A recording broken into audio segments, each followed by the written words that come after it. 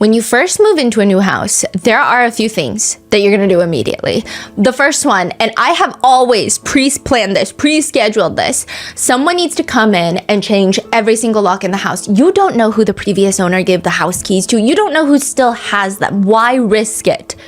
A family moves into their new home, and there are just like a few quirks that come with it. I mean, you could maybe say that the house is charming, objectively speaking. They've got a spacious backyard with a pool. It's 3 floors.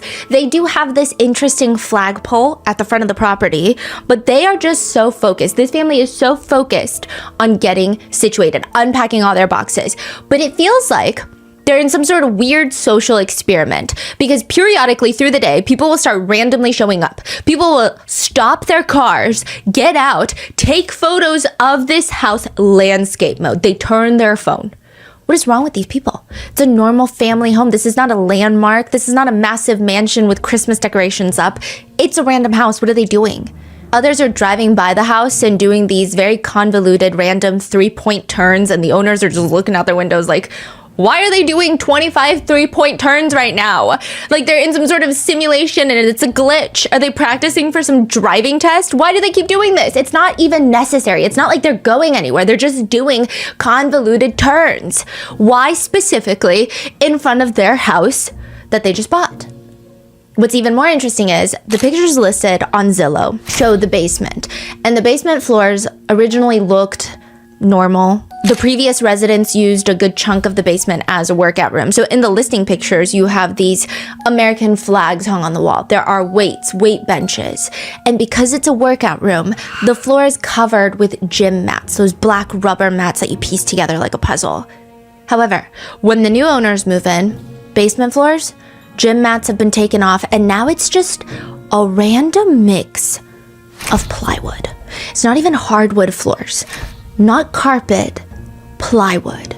And it's not one consistent type of plywood, not one consistent layer of plywood. It looks like random patches of plywood. Basically, every single part of this part of the basement, of this part of the house, the flooring's been taken up. I mean, all of this, it's just hodgepodge, right? It just looks like it was thrown down. Something, the actual floor was ripped up. Let's say you've got plywood flooring and I spilled tomato juice down one side and you can't get it out. Would you go through the trouble of replacing the entire room? Or maybe just that patch? That's kind of what it looks like. Why are there patches of different types of plywood? Is that a new thing that the previous owners did right before moving out? I mean, that's up for debate. Everything is being debated by the internet. Everything about this house is being debated, not even by the new owners, but people online. People with abilities, whether you believe them or not, I guess is subjective, up to each person.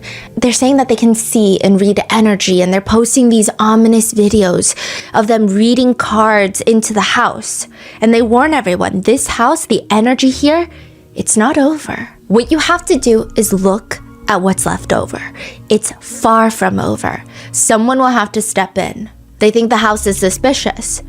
Other netizens online are like, okay, that's a little much. However, we agree with you. It is suspicious. Like the fact that the house went up for sale November of 2022. Nobody lists a house for sale right before the holidays. Nobody's moving at that time. Additionally, the house is originally listed for $949,000, but ends up selling for $905,000, a $44,000 hit in an area where real estate is in such high demand that usually there's bidding wars. How long did it take to sell, do you know?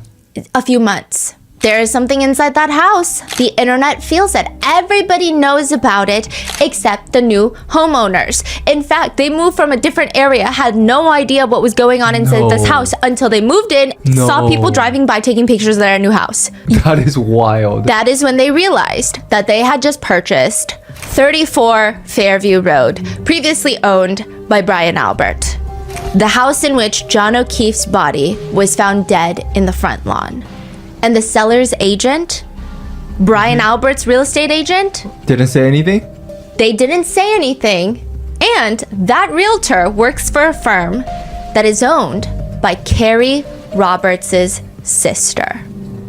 This is part 3 of the Karen Reed case. We would like to thank today's sponsors who have made it possible for Rotten Mango to support the Dana-Farber Cancer Institute in Boston, Massachusetts. They're a globally known cancer research center that also provides support for patients and families similar to John O'Keefe's sister, who has since passed away from brain cancer. This episode's partnerships have also made it possible to support Rotten Mango's growing team, and we'd also like to thank you guys for your continued support.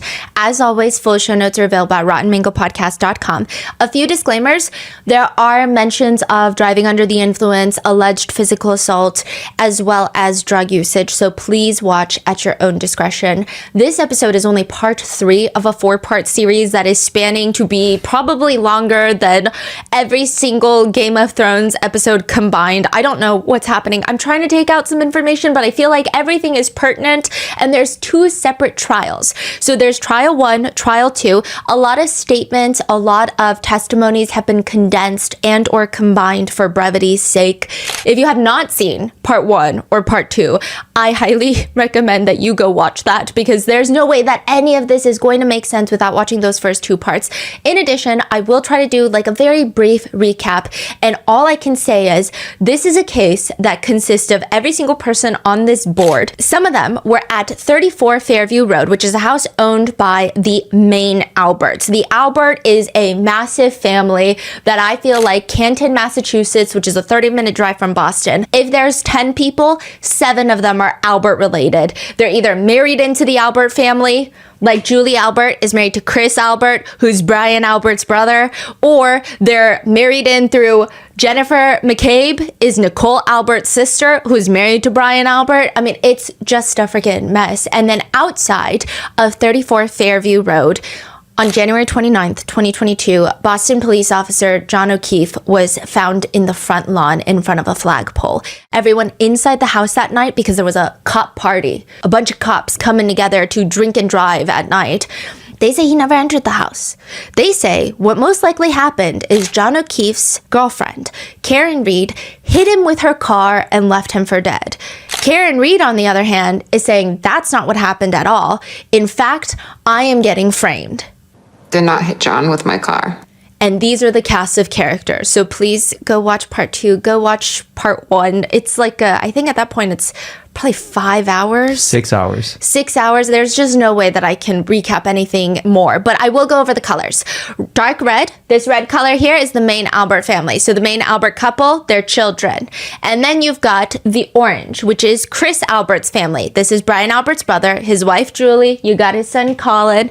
And then you've got the yellows. The yellows are the McCabes. They're like the McAlberts, you know, they're related to the Alberts because of Nicole and Jen McCabe, and then anyone related directly by Karen. So they're associated with this case through Karen, which is mainly just her defense attorneys. They're going to be in pink.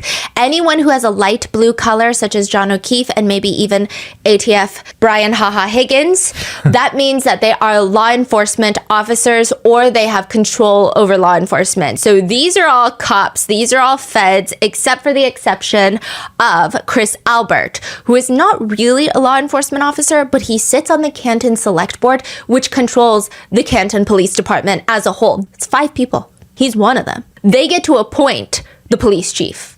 Crazy. Of the Canton Police Department. Brian Albert also has another brother named Kevin Albert, who is a detective of the Canton Police Department. So there's just a lot of cops involved. Is Kevin Albert, because we haven't really talked about him, is he part of the case at all, or he's just related? He's part of it.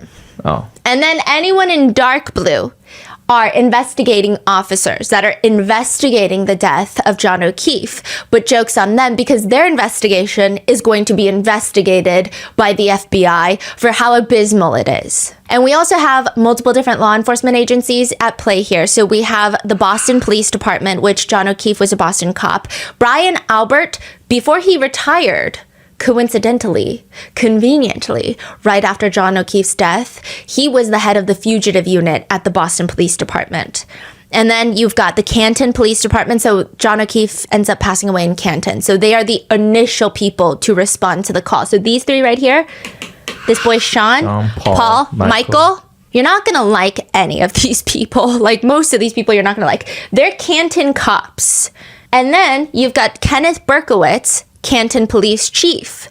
And then you've got Brian Tolley, Yuri Buchanek, and Michael Proctor. They're part of the Massachusetts State Police. So these people, the state police officers, come in because the Canton police have to recuse themselves. And then you've got the feds, the FBI, that are actually investigating the investigation. So 4 different law enforcement agencies. I do want to say that nobody has been charged, well, nobody has been convicted of a crime. There were 2 trials that ended in an acquittal. Any conspiracies, any theories, there's a lot of netizen discourse surrounding this case.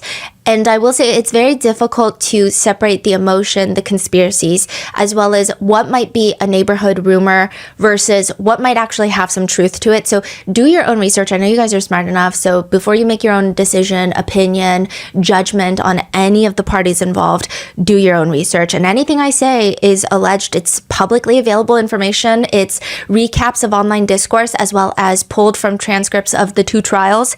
So with that being said, let's get started. There is a place called D&E Pizza and Subs. It's like a hole-in-the-wall restaurant. It seems exclusively made for takeout. There's barely any seats, let alone any tables. They sell pizzas, chicken wings, family favorite recipes, mac and cheese bites fried in a thick batter, a cheeseburger hot sub. This is an interesting one. It's a chicken Caesar salad pizza. It's just like if you were to get a chicken Caesar salad, throw it on top of a pizza, a chicken Caesar salad pizza. I mean, it was pretty self-explanatory. They also have something called a triple-decker sandwich. But if you want something a little bit lighter, they've got egg salad, cold sub. The menu is very extensive. And if you order online, you get a whopping 5% discount. But nobody wants to order online. Nobody wants to order at all. Because the pizza shop is owned by Chris Albert, the brother of Brian Albert, whose front lawn John O'Keefe was found dead on. One review, this is from 2018, so this is before all of the suspicious activity has even occurred. 2018, one reviewer writes about this suspicious little pizza shop. Second time there, and both times I had an issue. First time, employees had a bad attitude. Second time, they forgot to give me my dressing for my salad, and by the time that they delivered the dressing, the chicken was disgusting. It was cold. I got a Greek salad and they said they brought me their house dressing, which is a mix of Greek and Italian. It was disgusting. The owner kept saying nothing was wrong. Another one says, you better hope you don't get the blockhead that answered the phone for me when I was placing my order. I wanted to go get my credit card to read the numbers off of, and he told me I should have had that prepared already. To which another reviewer agrees. They need a little work done in the customer service because I definitely overheard a guy calling me a piece of shit when I called back to add a soda to my order. And then they tried to laugh it off later when he noticed that I was still on the phone. Then when I got my pizza, it was burnt like hell. Like, how the hell do you burn cheese pizza with no toppings? And while all of this is ongoing, this place, these are reviews from 2018. Somehow they survived 2018. They survived the pandemic. And even now, in 2025, this place is still going on. This place is still open. With one netizen commenting, how is the Albert Pizza place still in business? There cannot be that many people in Canton and the surrounding area that would support their business. Why don't people boycott them and run them out of town? The top comment responds, well, perhaps the business has other purposes than selling food. As with any internet theory and or conspiracy, this could all be a made-up delusion crafted by a random shadowy internet figure who has mashed potatoes for brains and a working Wi-Fi router. Just because words have been strung together into semi-coherent thoughts does not make it true or factual. I'm not here to sway your opinion about a conspiracy. But it is an interesting conspiracy. I did get sucked into the rabbit hole. I turned into mashed potatoes for brains because it's just weird. And it oddly starts with rice pudding. In New York City, if you walk down 2 of some of the most popular streets, you've probably come across what people call a culinary mystery. 2 restaurants, most expensive areas in New York City with massive storefronts. They always look empty for some reason. It's just like a dessert shop. It feels sterile. It's called Rice to Riches. It's like the most niche desserts shop. There's so many dessert shops in New York City where they do all the trending Instagram desserts and they still close down because money is hard. But this is rice pudding that's made fresh daily that you can get in flavors like coconut coma, Oreo-gasm, sex, drugs, and Rocky Road, hazelnut chocolate bear hug, and then you just add toppings to it. The founding family of the rice pudding shop is very wealthy, which people are confused. Locals are wondering, who the hell is getting rich off of rice pudding? Well, maybe they're not. The restaurant opened up in 2002, and by 2005, the founder was arrested for operating what prosecutors called probably one of the largest gambling operations ever in Suffolk County. Wait, this is actually that? Yes, an illegal Whoa. sports betting ring that was bringing in $21 million annually. Wait, so the store is a front for... No, the founder says they're two different businesses. He said he's never mixed the money. He's not money laundering. The store's not a crime front. That's crazy. It's just a coincidence, he says. It's a coincidence. There's no connection between the gambling and the two dessert shops. The dessert shop is 100% not a crime front. That's what he says. That dessert shop is still open. There's no proof that there is money laundering happening. I mean, there's still two of them in New York City in the most expensive areas. So he's arrested, but his store's still running by someone. Yeah, he got out pretty quick. Oh. Now, to complicate things even further, everybody does say rice pudding's actually pretty good there. They say it's actually very addicting. One comment reads, nah, because the rice pudding is so good, I'm actually going to contribute to their gambling problem. Another person writes, the rice pudding is worth the organized crime here. That is what netizens believe is happening with D&E Pizza without the good pizza. There is no evidence, but they believe, based off the bad reviews of the restaurant predating 2022 and pictures of the food and locals saying, I don't know who goes there except for just fellow cops and like some random young kids. They believe there is no way that these people are staying open for business and profiting to feed their whole family. It doesn't make sense. One internet rumor reads, I heard from a friend that Colin Albert was selling drugs out of D&E Pizza and his daddy knew all about it. To which someone responds, of course his daddy knew. Who do you think he gets the drugs from? To be fair, another netizen comments, just no proof, just rumors.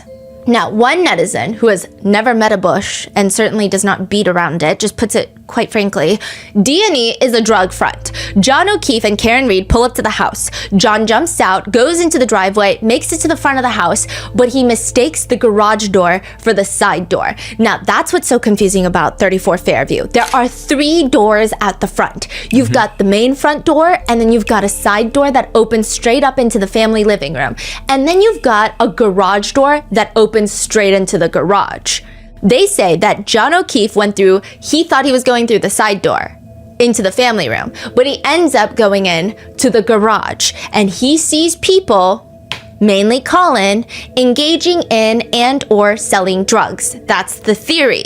Perhaps there are even large quantities of drugs stored in the garage to the point where the Brian Albert, he can't be like, I don't know what Colin's doing. I don't know what he's doing in my garage.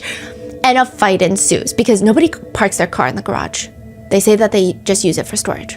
A fight ensues, this is the theory, and John O'Keefe is incapacitated. Everyone, mostly Caitlin and the girls, are told to get out. The biggest thing was, we know why the Alberts might want to lie. We know why Jen McCabe might want to lie. Why everybody on this board might want to lie. But why are Julie Nagel, her brother Ryan Nagel, Sarah Levinson, why are they lying? Because maybe they're also protecting themselves, is this theory. Caitlin and all the kids, the girls, they're told to get out while this is happening. John O'Keefe is subdued. Once everybody is out, he's transferred to the basement. This is the internet theory. This is what the netizen writes. Chloe attacks because she smells blood. John is beyond repair. Things have gone too far. Only option now is to move him to the yard and blame Chloe. Chloe's the backup plan. Unfortunately, Karen Reed makes herself a nice little pawn because she actually cares about her boyfriend, and the McAlberts take full advantage of that. Some people have taken this conspiracy a step further to allege that the drugs that we have no proof of being in the pizza shop, that the drugs in the pizza shop are actually obtained through police stations and police investigations. When officers confiscate drugs and do massive drug busts, it wouldn't be the first time that they take those drugs and then resell them for a profit, because who's going to come after them? The cops? They are the cops. That is the conspiracy with zero proof.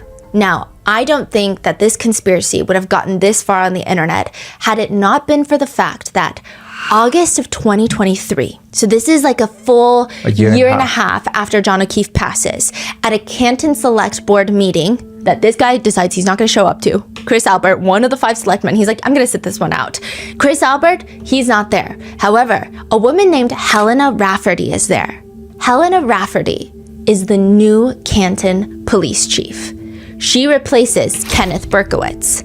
Also, Kenneth Berkowitz dies. Unrelated. What? He has a heart attack and he dies. When? Way after. But he does retire the same year that John O'Keefe is found dead. So John O'Keefe found dead. After about 6 months, he retires. And Was there then, investigation going on against him? Like the FBI's were onto him? yes, we're If on he to everything. retired. Yes. Huh. Oh, but it gets weirder because Helena Rafferty, she becomes the new Canton police chief, the first female police chief. Was she directly from the department as well, or she's like transferred, or Oh no, all from Canton. so they all know each other already? Yes. Okay. So she's the new police chief. She also randomly retired recently. While the case is still going on, Yes. the trial is still going on. Police Chief Helena Rafferty is retiring this summer. The announcement came the same day as opening statements in the second trial of Karen Reed. And then Kenneth passed away? Yes, from a heart attack. Really? Like no suspicions, nothing. I don't think it was suspicious. I don't think it's related to this case, but what is suspicious is one of the last things he does on the job, which I'm going to go through later. Now, Helena Rafferty takes over and she states in a meeting, I know it's been circulated that John O'Keefe had conversations with Canton police detectives related to drug activity in that neighborhood. John O'Keefe, to give you some context, is a Boston police officer. So he drives to Boston every day to go to work, 30 minutes. But he lives in the city, in the town of Canton.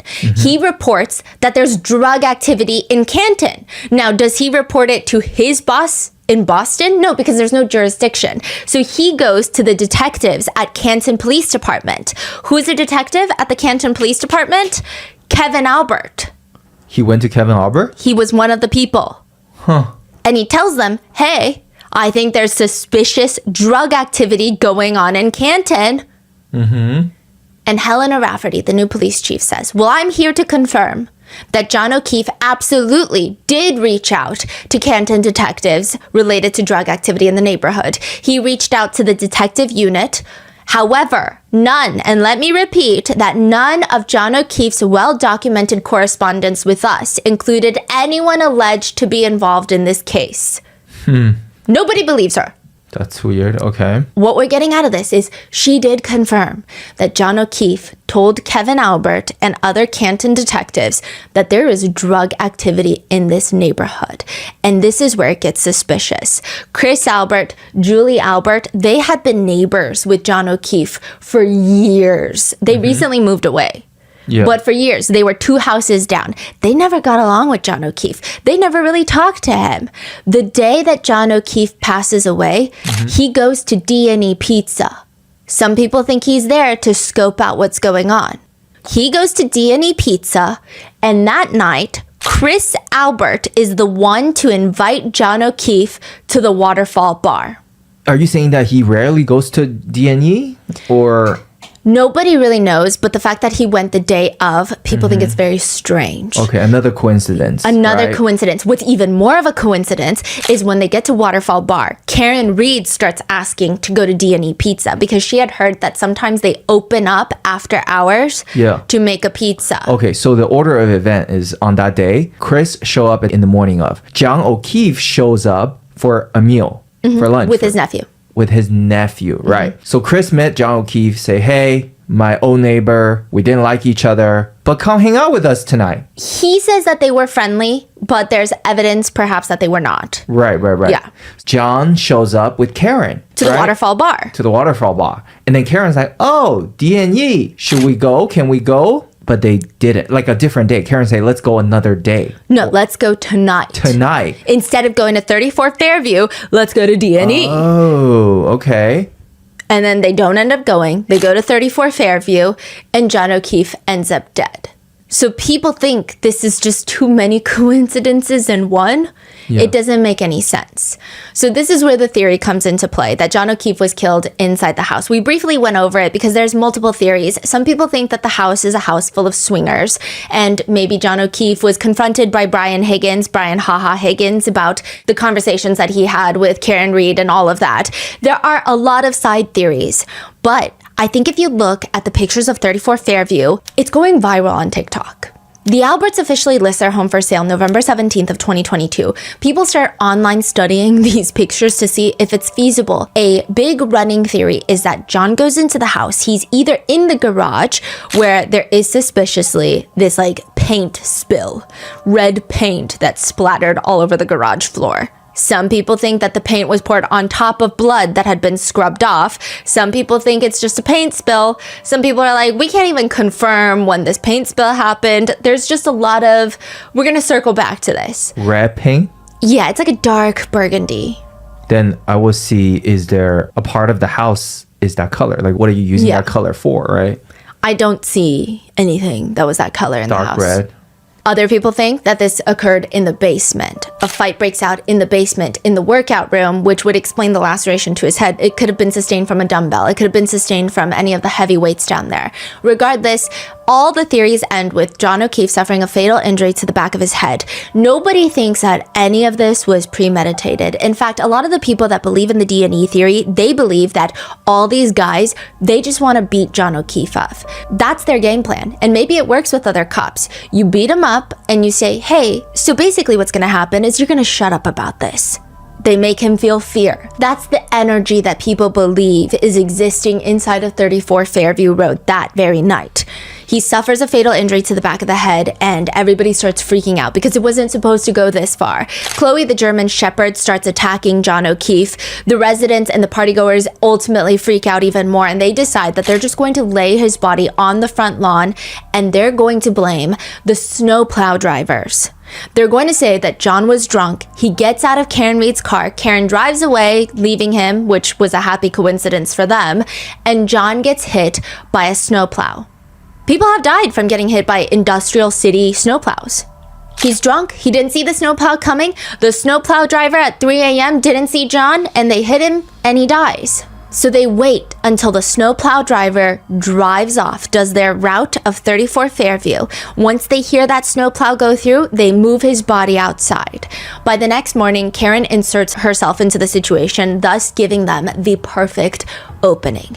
Again, this is all alleged. Nothing has been proven. That's the running theory of some internet users. And they just need to know if it's feasible to bring John's body out of the basement without being seen by the neighbors. The most popular theory comes from the basement opens into the backyard. There's what they call bulkhead doors. So it looks like one of those storm shelters. It's like a plank of wood. You know when you are on the street in New York and you see those steel doors that open and then you walk down and it's the bottom of it's kind of like that, but not as official. It's just like a wooden door. You lift it up, there's a few steps, and then a regular door, you walk in, and that's the basement. Look at that. Yeah. Directly into the backyard, yeah. When you get out of that, you're in the backyard. You turn to the side, there's a fence. You open up that fence, directly in front of you is the flagpole. And that is the darkest part of the whole property. They believe that someone went, one of these partygoers, parked a car on the side of the street. Then the others came in through the back side door and dragged John O'Keefe's body towards the flagpole in the middle of the night, long after Karen already went home. But does the floor plan of the house make this theory feasible? Some people are saying these are the wild cards. All of Brian Albert's friends, because other than that, family has a reason to lie for family. But what about Julie Nagel, Ryan Nagel, Sarah Levinson? Why would they say, no, I didn't see John O'Keefe coming inside. No, I didn't see anyone go into the basement. Why would they say these things if you don't believe that they're involved in the drug theory? Why would they lie? It doesn't make sense. Sarah Levinson is a nurse.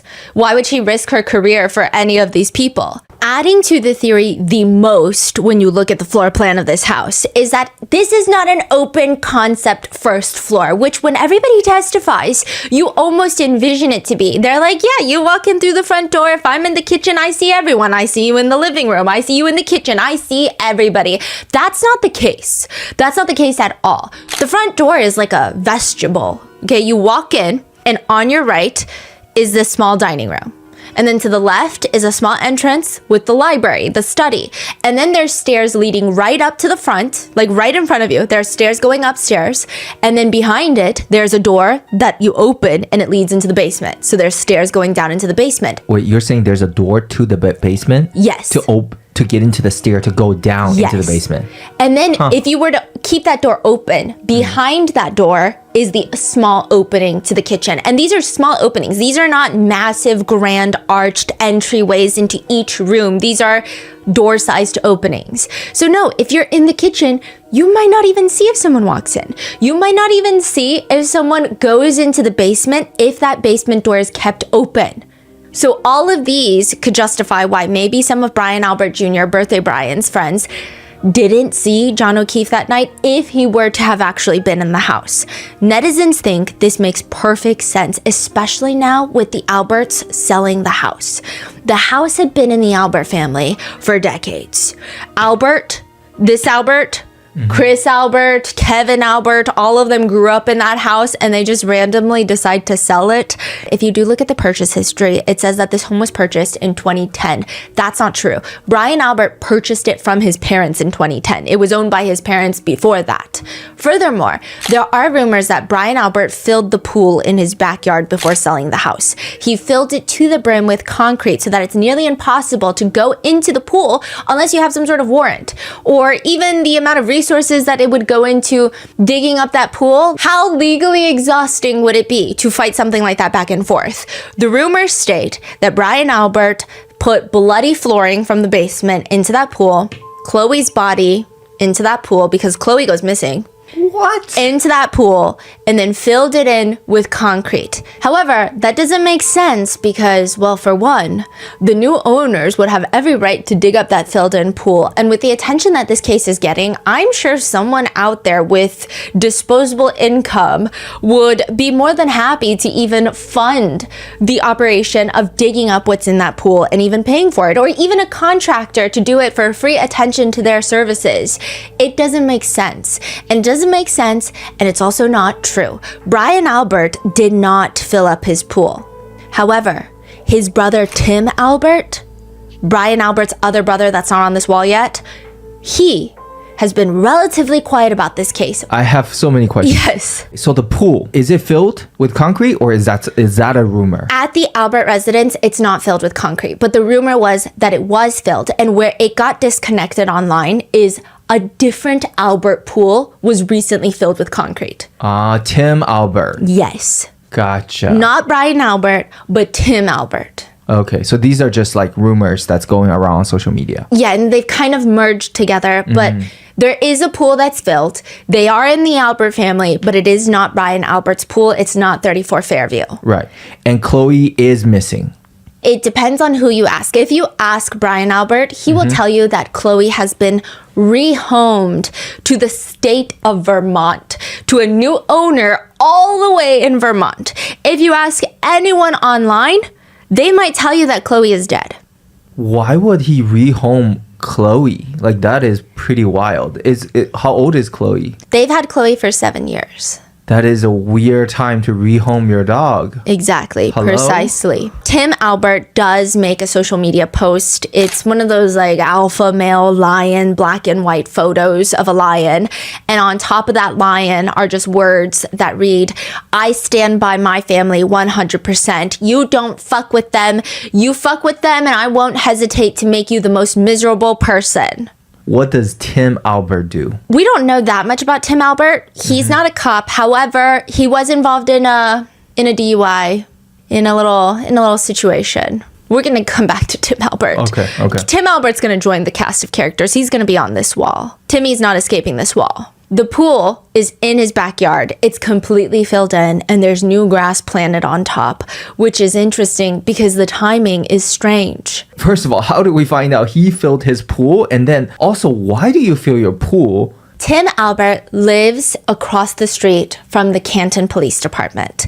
Tim Albert lives with the senior Alberts, with their parents. There's even older Albert. Yeah, and he lives in that house, and that pool, people have taken pictures of that pool. People have been watching the Albert family for a really long time. Yeah. There's actually one person that we're going to get into in the next episode. He's been like doing a lot of breaking coverage for this case, but he was I believe he was the first person to publicly state, and there were pictures provided, so it's not like he's just making things up. Like, this is very real.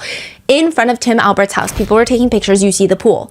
And then later on, you see it just patches, it's all grassed up. That's freaking crazy. On top of that, the fence to the backyard looks like it's been opened up because whatever equipment they needed for concrete, it doesn't look like it had fit. So they opened up the gate and the door is now bigger.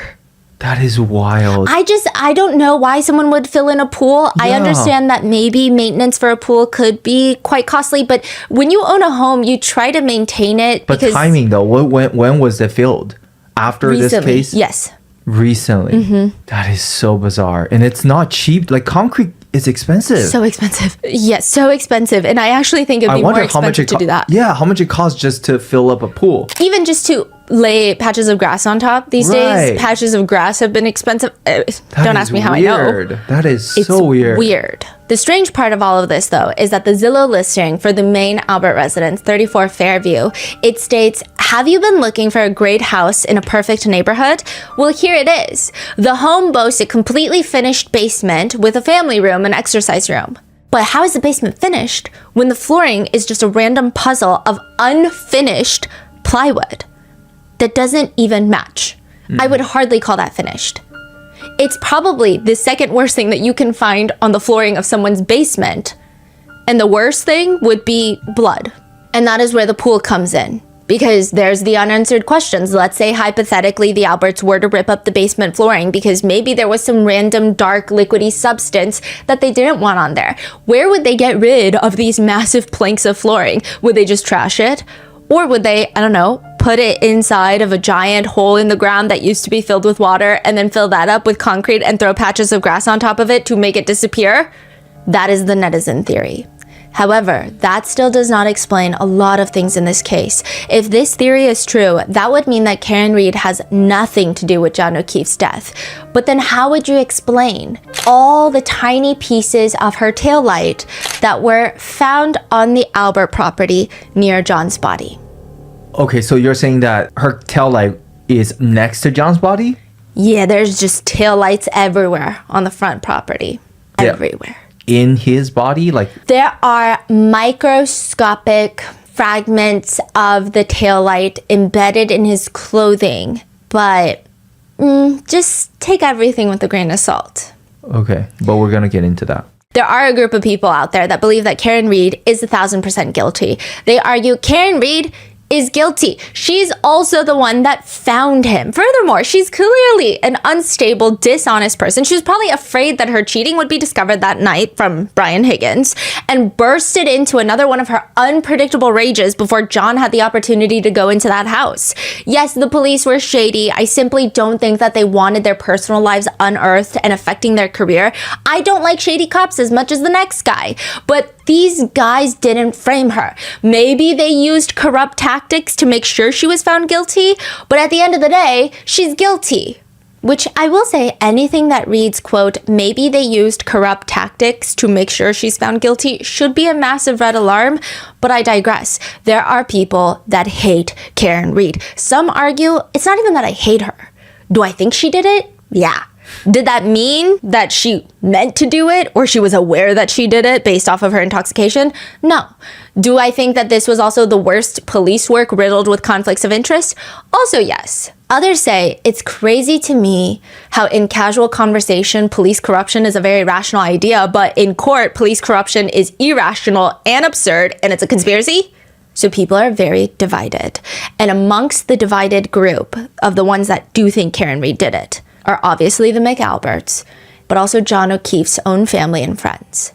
One of John's childhood friends says, the defense theory has so many problems. If you're going to suggest that people in the house are part of a conspiracy and it was a grand plan, why would you put Johnny's body still alive, mind you, on your front lawn?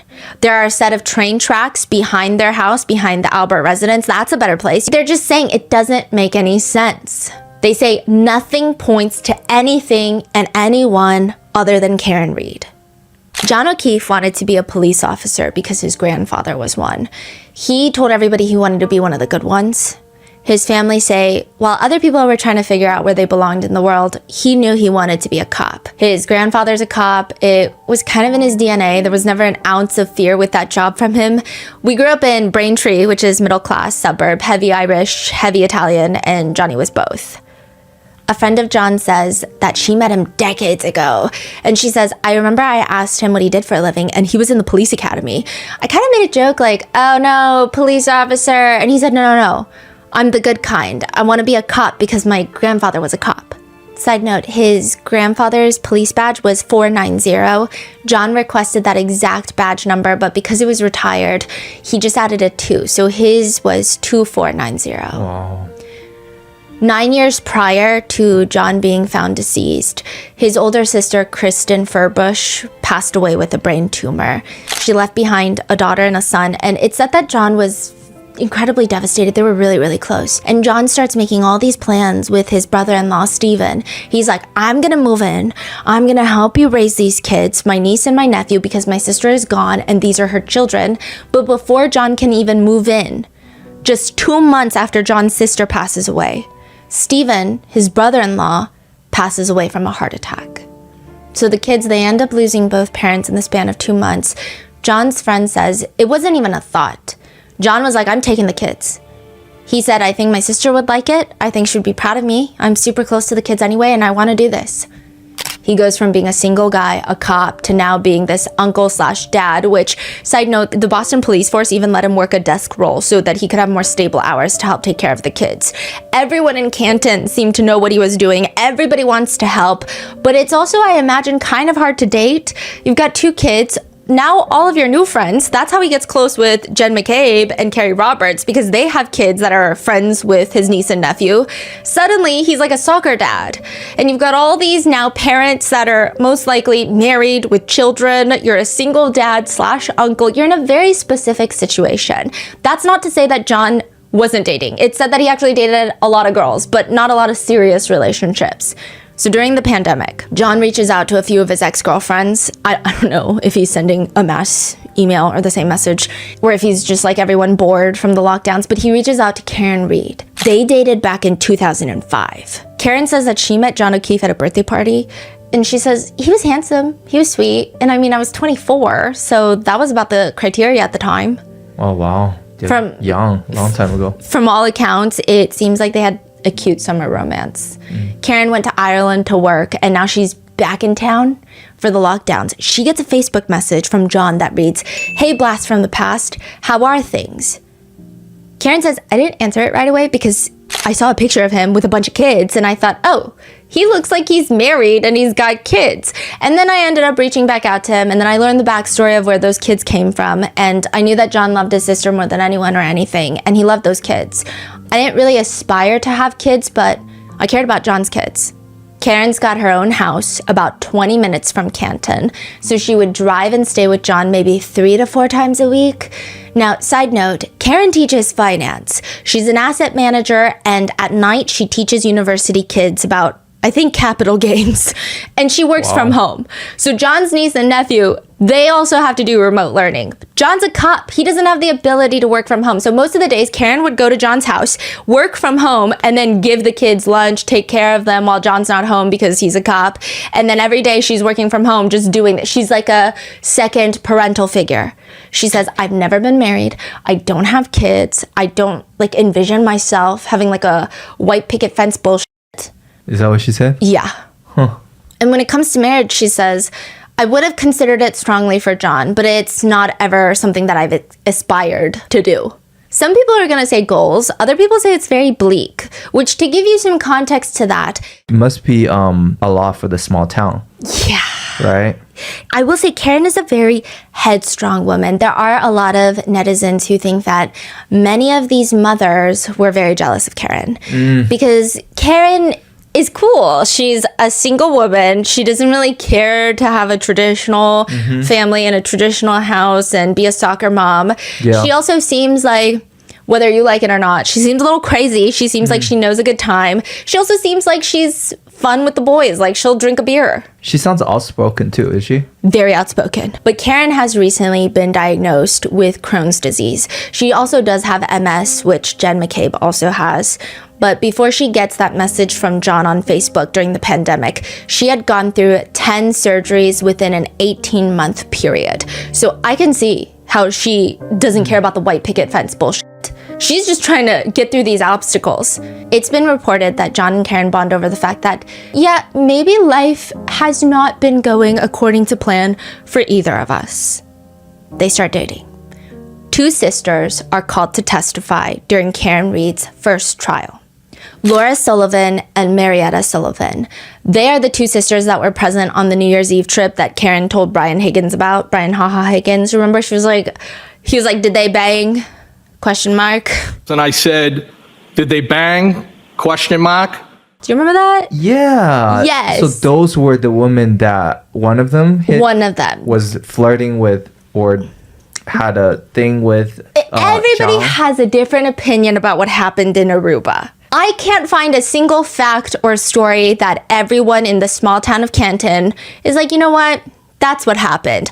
I don't know why everybody needs to have a different opinion about every single event, but that's the case with Aruba. And that happened in like 2021. No, this happened recently. So just 29 days before John's passing, they go to Aruba.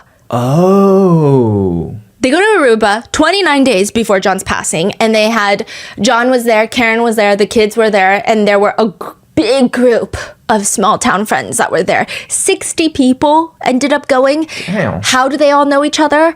Well, John's best friend / partner in the Boston police force was a guy named Pat. He was the father of Laura Sullivan's child. So John's Boston cop partner is Pat. Pat and Laura Sullivan are dating, and she ends up getting pregnant with his child. But before she even gives birth, Pat ends up self-exiting. And this was like 8 years before Aruba. Now, John was Laura's child's godfather. He was very involved in the child's life. Laura testifies he was the first person in my delivery room after I gave birth. He was a constant connection to Pat because they were best friends. He was always just making sure that my son was taken care of in the sense of being there to tell him stories about his relationship with Pat. So now 8 years later, John, Karen, the kids, they're going to this Aruba trip, and Karen asks for 2 rooms. Karen wants her own bathroom. She wants her own space. The prosecutors are going to make it look like, see, Karen is so needy. Karen is so crazy. She's just doing too much. But in reality, I mean, she's got Crohn's disease. She has a lot of difficulties using the restroom. I think likely due to her medical condition, she just wants her own space. Their rooms are not directly in front of each other because it's just hard.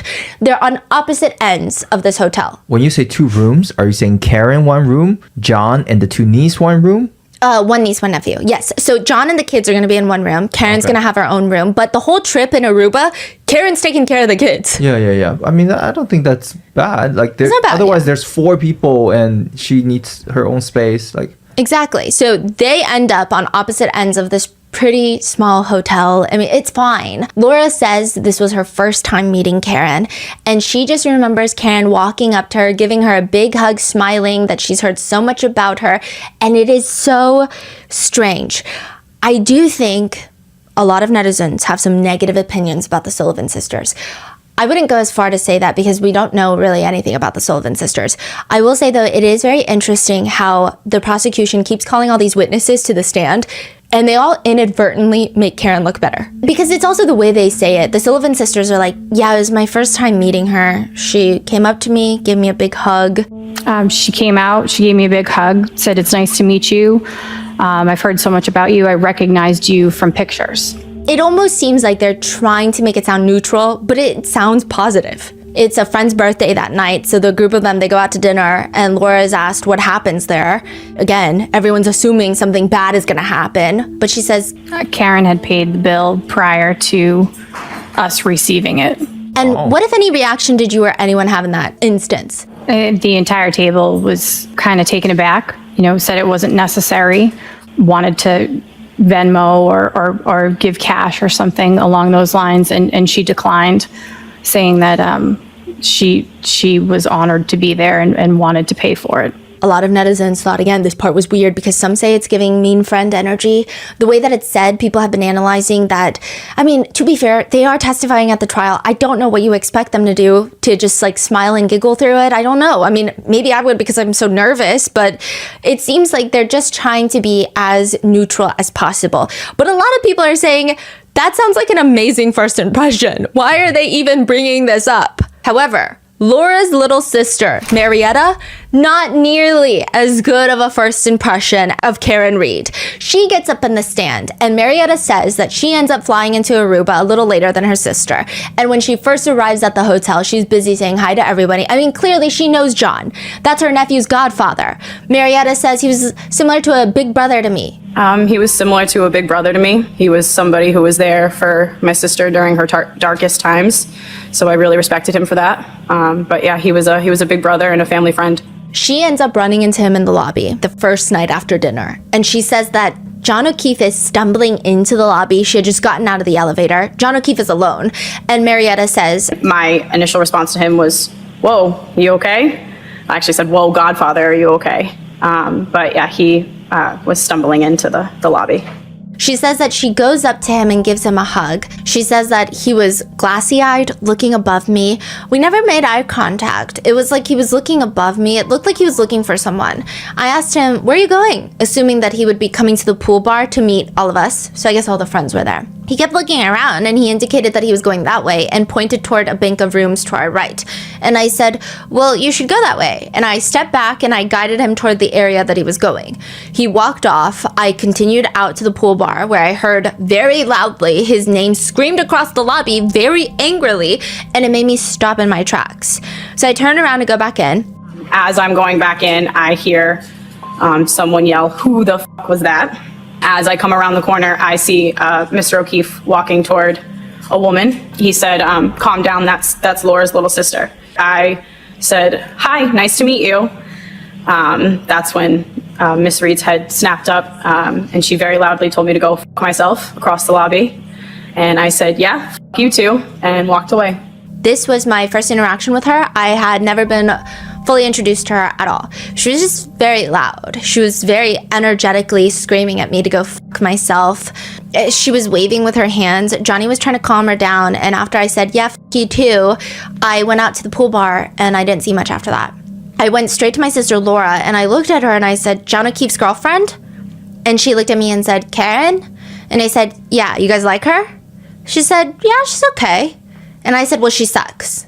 Laura, Marietta's sister, says that she went to talk to John about the whole thing. So it seems like obviously Laura and John are closer. So Laura wants to talk about her sister. Yeah, what happened? And she says, quote, "I said, 'What's going on?' And he said, 'Nothing.' I said, 'Did Marietta and Karen have words?' He said, 'I don't know.' And I said, 'Well, that's not what Marietta said.' And I asked him if everything was okay. And at the time, his phone was lighting up and it looked like calls, text messages. And it said Karen on his phone. I asked him if he needed to take it. And he said, 'Yeah, she's crazy. I got to take care of this.' Laura says throughout the entire trip, he just didn't seem like himself. She says, quote, "He seemed distant." I asked him if he was okay, and he kind of just, shrugged it off. And I said, are you happy? He kind of just rolled his eyes and shrugged it off. And I said, "Well, something along the lines of life is too short to not be happy." And he goes, "Well, Laura, it is what it is."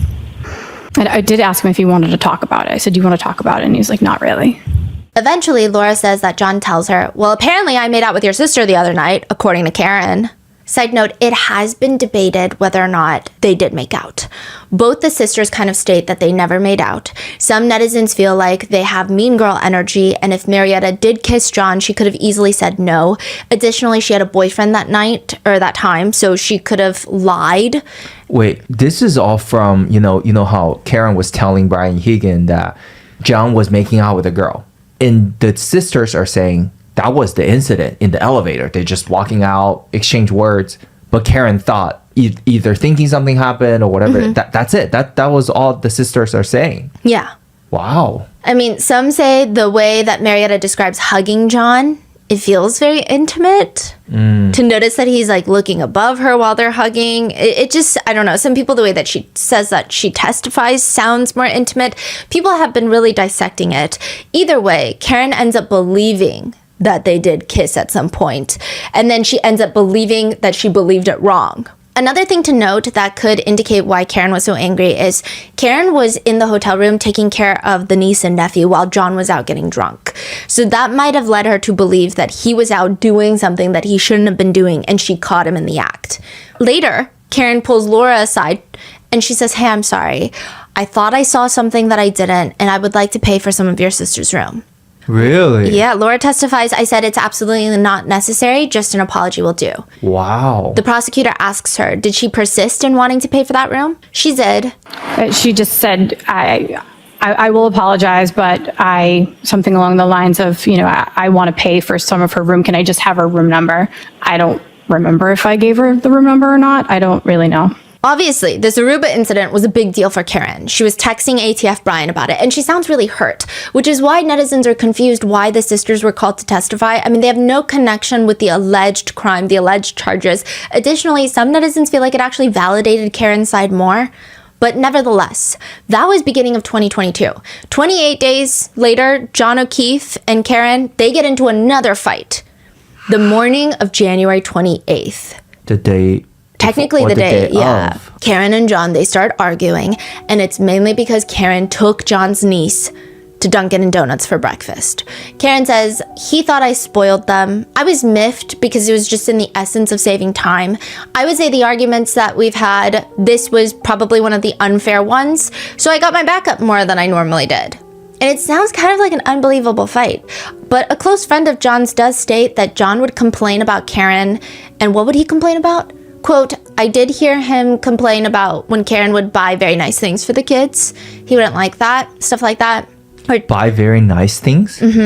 or take the kids to get their nails done or something like that. He didn't like it." Huh. Which a lot of netizens again are saying, wait, how is this helping the Commonwealth's case? Because so we're just mad that Karen has financial resources and she's using them on not even her own kids. Exactly. There's a text from Karen Reed to John O'Keefe read, January 28th, 2022, 9:49 a.m. "You have really hurt me this time." John responds, "I'm sorry, this has been an issue with me for 8 years. It physically hurts me to see everyone else in their lives, the kids' lives, do things for them, and I'm forced to always be the bad guy." Which, while I can see how frustrating that is for John, just on a human level, a lot of netizens also argue, but that's not Karen's fault because Karen is not their parent, is not their guardian, is not their parental figure. And if anything, she's being nice to the kids. In fact, a lot of people say that the kids loved Karen, and that actually caused a lot of strain in their relationship. Karen responds, "I am not the same as everyone else. Most of the time, I try to do what is healthy and smart for them. More importantly, I try to support you and what you need. You just lashed out at me and said terrible things. I don't know how you've gotten to this point with me when I'm just trying my hardest. You made your point and you continue to beat me down. I have a lot going on too. Physically, I'm falling apart and trying to get answers and help. I'm just your girlfriend. I'm not a perfect parent. I'm trying very hard and sometimes treat them nothing like I used to." So a lot of people think it indicates that maybe prior she would make a lot of meals that were maybe healthier. John responds, "I know, I'm sorry for lashing out. I'm just hurting and struggling daily with them. Always feel like I'm failing at this parenting thing. I wasn't built for this." Karen responds, "Niece, the niece's name redacted, isn't perfect, but everything wonderful about her is because of you. I know she's her mother's daughter, but she wouldn't be so bright and successful if she lived with anyone else." These are the morning of? Or? Yeah. Karen's texting him not to lose faith in the kids or himself. And she says, "Life can pick you up sometimes. Please be happy with them and put away your frustrations for the rest of the day and just be so proud of yourself, JJ." But later in the day, I think Karen has some time to stew about it. She thinks about it a little bit and she responds, "I feel pretty about how this morning went down. I know you said sorry, but it really stung, especially when I've been trying pretty hard lately. I feel like a loser turning around, just coming back over to the house after everything you said." John responds, "Not sure what else you want me to do. I said I'm sorry and I was out of line. If you prefer to stay home, I totally get it. Things in my own life have been difficult too, you know. I know." Text messages, some netizens don't think it puts John O'Keefe in the best light either. I guess he does consistently brush her off when she wants to talk about how hard she's trying, and she does have her own struggles as well. And other times when she's trying to communicate, He's very standoffish, and I think a lot of people think that adds to the statement that Jen McCabe said, which is that all the women in these little soccer PTA mom groups think that Karen Reed is just a glorified babysitter. Karen says, "Tell me if you're interested in someone else. I can't think of any other reason you've been like this." Nope, things haven't been great between us for a while. Ever consider that? Kids are here, I'm not in the mood to talk. So you're not into it anymore? That's fine, but I don't want to keep trying and you keep treating me like this. I'm trying to kiss and hug you this morning and you whack me in the face with a pillow. He says, sick of always arguing and fighting. It's been weekly for several months now. So yeah, I'm not as quick to jump back into being lovey-dovey as you apparently. It appears that Karen tries to get in contact with him by calling him nonstop. I don't know what nonstop means, but he says, OMG, stop calling. I've explained it a few times already. I'm not doing it again. So you're not into this anymore? Not into fighting all the time, correct? If you tell me you're interested in someone else, you will never hear from me again. You can have all the space in the world. He just responds in caps, I'm not answering, stop calling. She texts him, I'm gonna grab a drink in a bit. Can you please answer?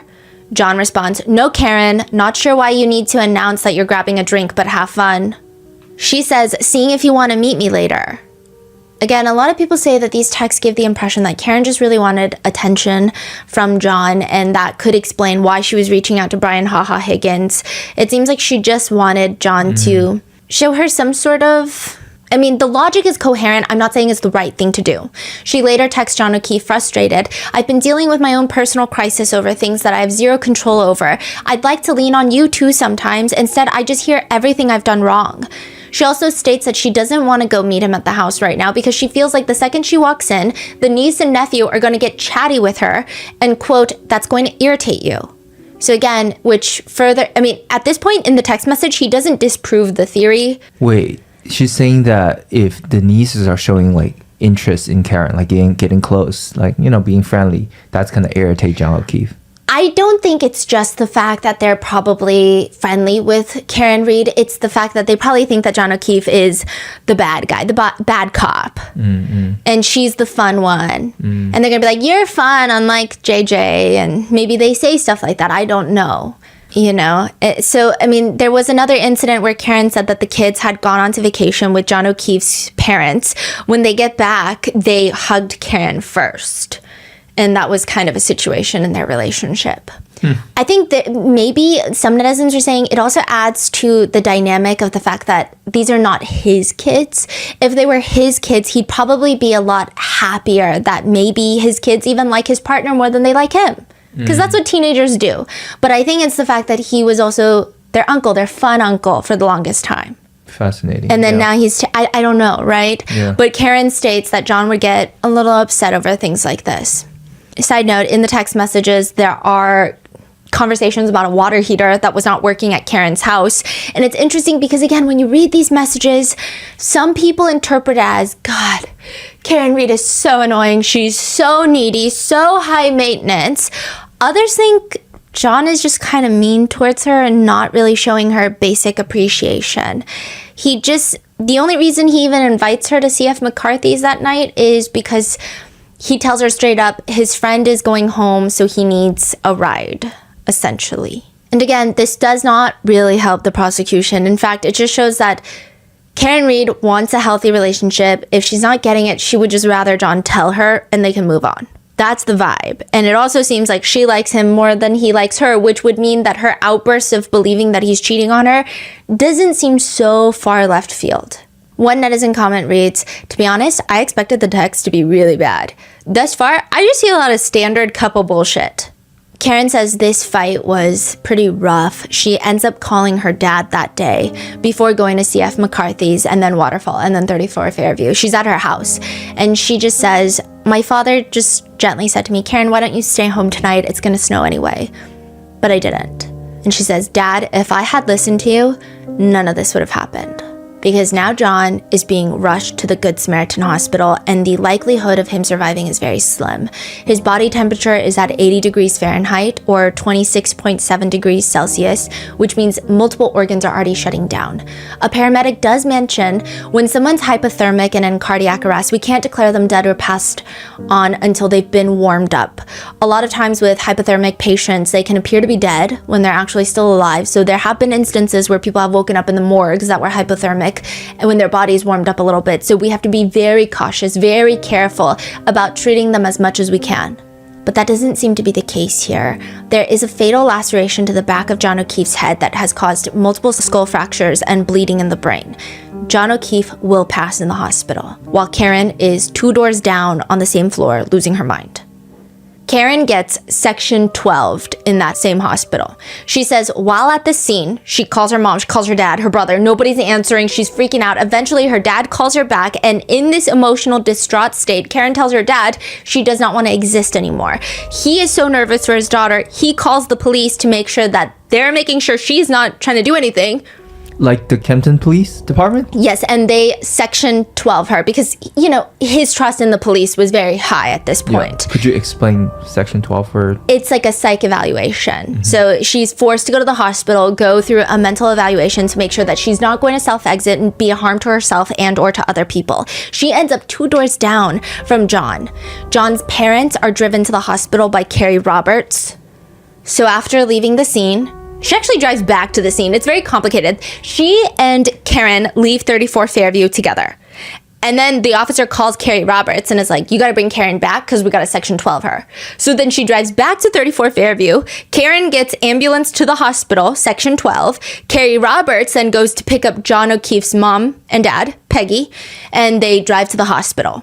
And Peggy O'Keefe, John's mother, says, we started walking down the corridor of the hospital, and as I'm walking down, I hear Karen Reed yell, Peg, is he dead? Is he dead? Peg, Peg, is he dead? And I just kept walking, and then I asked, I don't know if it was a nurse or a worker, I just asked, what is she doing here? And she says, oh, she's being psych evaluated. To which Peggy is later asked by Prosecutor Brennan, Special Prosecutor Brennan, right here. He's the prosecutor for trial number 2. Yes, and he's a special prosecutor, so he's not a DA. He's brought in specifically for this case, and he's paid like $500,000. Sharper than Lally, I will say, but still kind of, his nickname online is Spanky. Spanky? Because his name is Hank. Hank, Spanky. Yeah, they call him Spanky.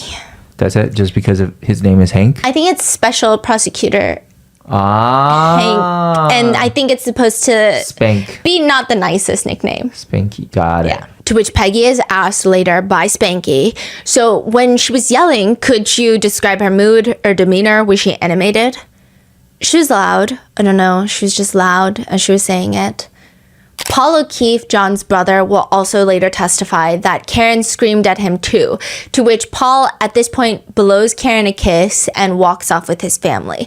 This blowing of the kiss has been interpreted in drastically different ways depending on the netizen. Some people think that it's just him trying to show her love in a very difficult situation where everything is falling apart. Others say it's kind of weird. You know, I don't know. Now, a firefighter later testifies that it appeared to him that Karen was showing signs consistent of having gone through a traumatic experience, rapid, repetitive speech, and it's been said that she was freaking out about how she was going to take care of the kids. So she might have felt some sort of responsibility there.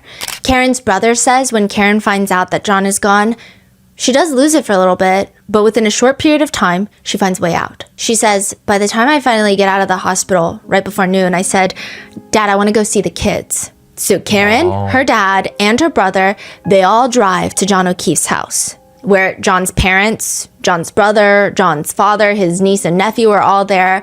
And Karen says, I hugged his dad and his niece, greeted his brother and his mother. I knew they had just identified the body. And I said, Paul, which is John's brother, Paul, what did he look like? What happened? And he said, my brother looks like he went 5 rounds with Tyson. Looks like he got beat up. Paul would later say about looking at his brother, he was pretty banged up. His eyes had swelled up. He had a breathing tube in, or a mask anyway. Blood coming down his nose, blood coming down his mouth. What really stood out to me were the eyes. It was almost as if there were ping pong balls under his eyelids. They were that swollen. However, Karen states John's mom clearly doesn't agree. She claims John's mom, quote, and his mother leaned over the kitchen island and says to me, I think he looks like he got hit by a car. I think he looks like he got hit by a car. And I'm like, wait a minute, were you both looking at the same body? That's what Karen says.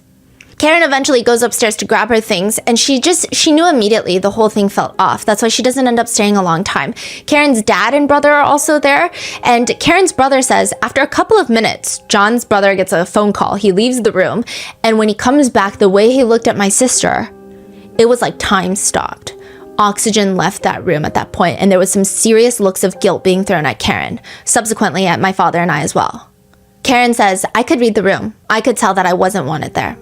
She really was not. Later, Peggy O'Keefe testifies. And then they came in, and then he said, do you mind if we go upstairs and get a couple of her things? Which I never should have let them go up there. But at the time, and I really didn't have anybody else to help me keep them down in the kitchen. So I don't know what they got up there, what they did up there. So Peggy's saying, I shouldn't have let Karen upstairs that day. Peggy also states that she doesn't remember ever saying anything to Karen along the lines of accusing her of hitting him with her car, but I don't know. One of John's closest friends also states, we had no details at this point. I immediately called Johnny's brother Paul, and Paul started to fill in some of the gaps. Everyone liked Karen, and everything changed on the morning of the 29th. And everyone thought, if she did this, she's going to be held responsible for it. And at this point, we didn't necessarily think that Karen hit him on purpose. We just know that something happened, she hit him, and she left. One of John's friends compares it to Karen needs to fall on the sword if this is what she did. They just want her to admit it, show remorse, and they can move on. But as the trial goes on, they change their minds and they say, quote, this is quite literally a murder carnival. And it's as though Karen is the happiest murder defendant in America, walking a red carpet on her way into her own murder trial. That's weird. What changed? They truly believe that Karen did it. And they think that all these conspiracies are just heinous conspiracies crafted by the defense to... They think Karen did it on accident at first. And then they're like, if she's trying this hard to make up all these, quote, lies and conspiracies and brainwash the media, then that means that she might have done it on purpose. And there are things that maybe they just can't justify, like the fact that a tiny piece of John O'Keefe's hair is found on the bumper of Karen Reed's car. Now, some argue, yeah, well, that's not really that abnormal. I mean, John O'Keefe, like, Karen Reed would park her car in John O'Keefe's garage. This is not completely unheard of. Other people say the fact that the hair was found on her car should already be alarming. Because at this point, her car has been driven around a blizzard. It's been towed from police station to a house. It's towed everywhere. And people are confused. Quote, you're going to tell me a hair stays on the bumper throughout the entire drive, 60 miles back and forth through a blizzard, and you're going to find a tiny hair on the bumper? That doesn't make sense. Other things that don't make sense, well, you've got Michael Proctor. To have a stellar performance review for work is a very hard endeavor. If you've never had a bad mark on your employee performance review in 12 years, you might as well brag about it too, saying, quote, I've never had a single complaint. I've never been the subject of any disciplinary actions. All my employee evaluations are either outstanding or excellent. But sir, quit playing. We know exactly what you've done. Trooper Proctor is up on the witness stand, and for my audio listeners, he looks like a freshly boiled egg. There's not really a more eloquent way to describe his features, though Proctor is a witness and one of the lead investigators on the case of the death of John O'Keefe. He's sitting at the witness stand looking like a defendant. I mean, he might as well be. He's fighting for his life. He tries to win the jury over with the fact that he's been doing this job for 10 years. And everyone's like, that's actually terrifying. 5 years with the homicide unit. Again, we're scared. Several homicide schools he's attended. That's what he calls them, homicide schools. He also has experience working in narcotics. A lot of people are like, lots of cops with access to drugs. He was on a shift when the call comes in that there was a male party discovered on the snow outside of a residence. That's what he says he was told. He wasn't told anything else. Canton police These three right here, the Canton clowns, they quickly fill him in that it's a Boston cop, 10% survival rate. That's what Proctor says that he's told. And the first stop Proctor says he's going to make is going to the woman that called 911, Jen McCabe. He drives over to Jennifer McCabe's house where Jen McCabe is there. Her husband, Matt McCabe, is there. And then also her brother-in-law, fellow Boston cop, the man whose lawn John O'Keefe was found, Brian Albert, he is also at Jen McCabe's house. This is second day? First day? 29th? 30th? Yeah, the 29th. So the Canton cops, they come out to 34 Fairview. Yeah. They're actually the first ones to talk to Jennifer McCabe. Yeah. Officer Lank is. He goes inside the house and he's talking to Jennifer McCabe. Gallagher, this one, also goes inside the house and he's talking to Jennifer McCabe and he's talking to Brian Albert.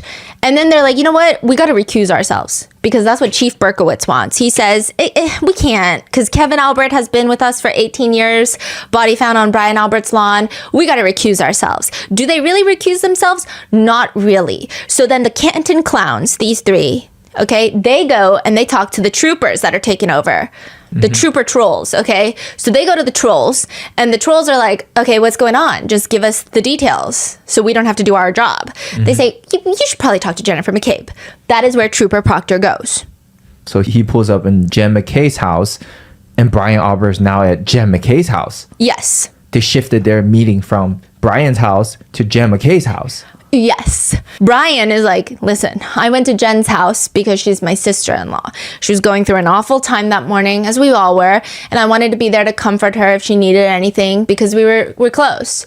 I didn't want her to feel like this was too much for her to handle. A few things about that.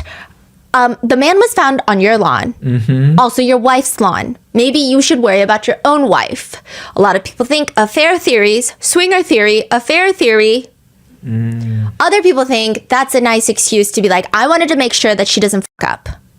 Some people think, what if it was a coincidence? What if he was just checking in on Jen and then Trooper Proctor shows up? Well, during cross-examination, Jackson asks Brian, isn't it true that you knew, or at least you believed, that an interview with Jen McCabe as part of an official police investigation was going to occur at her house? Yes. You were not asked by the police to join her, correct? No. Isn't it true that you knew you had been notified, or at least you believed, that an interview with Jen McCabe as part of an official police investigation was going to occur at her house? Yes. You were not asked by the police to join her, correct? No. Proctor does not think that this is weird at all in the slightest. I'm not sure he knows how to do that. Think, that is. I don't think he thinks at all. To him, this is 3 birds, 1 stone. Let's interview Jen, Matt, and Brian all at once. Because technically, these are the last 3 people to see John O'Keefe alive, whether that be at Fairview, whether that be at the Waterfall Bar. These are extremely important witnesses, and I believe that anyone who has at least seen 1 documentary and maybe 1 episode of Brooklyn Nine-Nine would have better investigative skills than the Trooper Trolls. They interview the 3 with no audio, no body cam, nothing. Barely any notes. Michael Proctor is asked by ABC, does it change the nature of the investigation when you know the deceased is a cop? Does it change the nature of the investigation when you know that the deceased is a cop? No, nor should it. Because again, when you're dealing with a police officer, a cop that has died, officers are usually very enthusiastic about solving that case. True, yeah. But no notes, no audio, just winging it. He says no, it doesn't change anything that the deceased is a police officer. He says, nor should it. There is a little more emotion involved towards the deceased, which makes sense.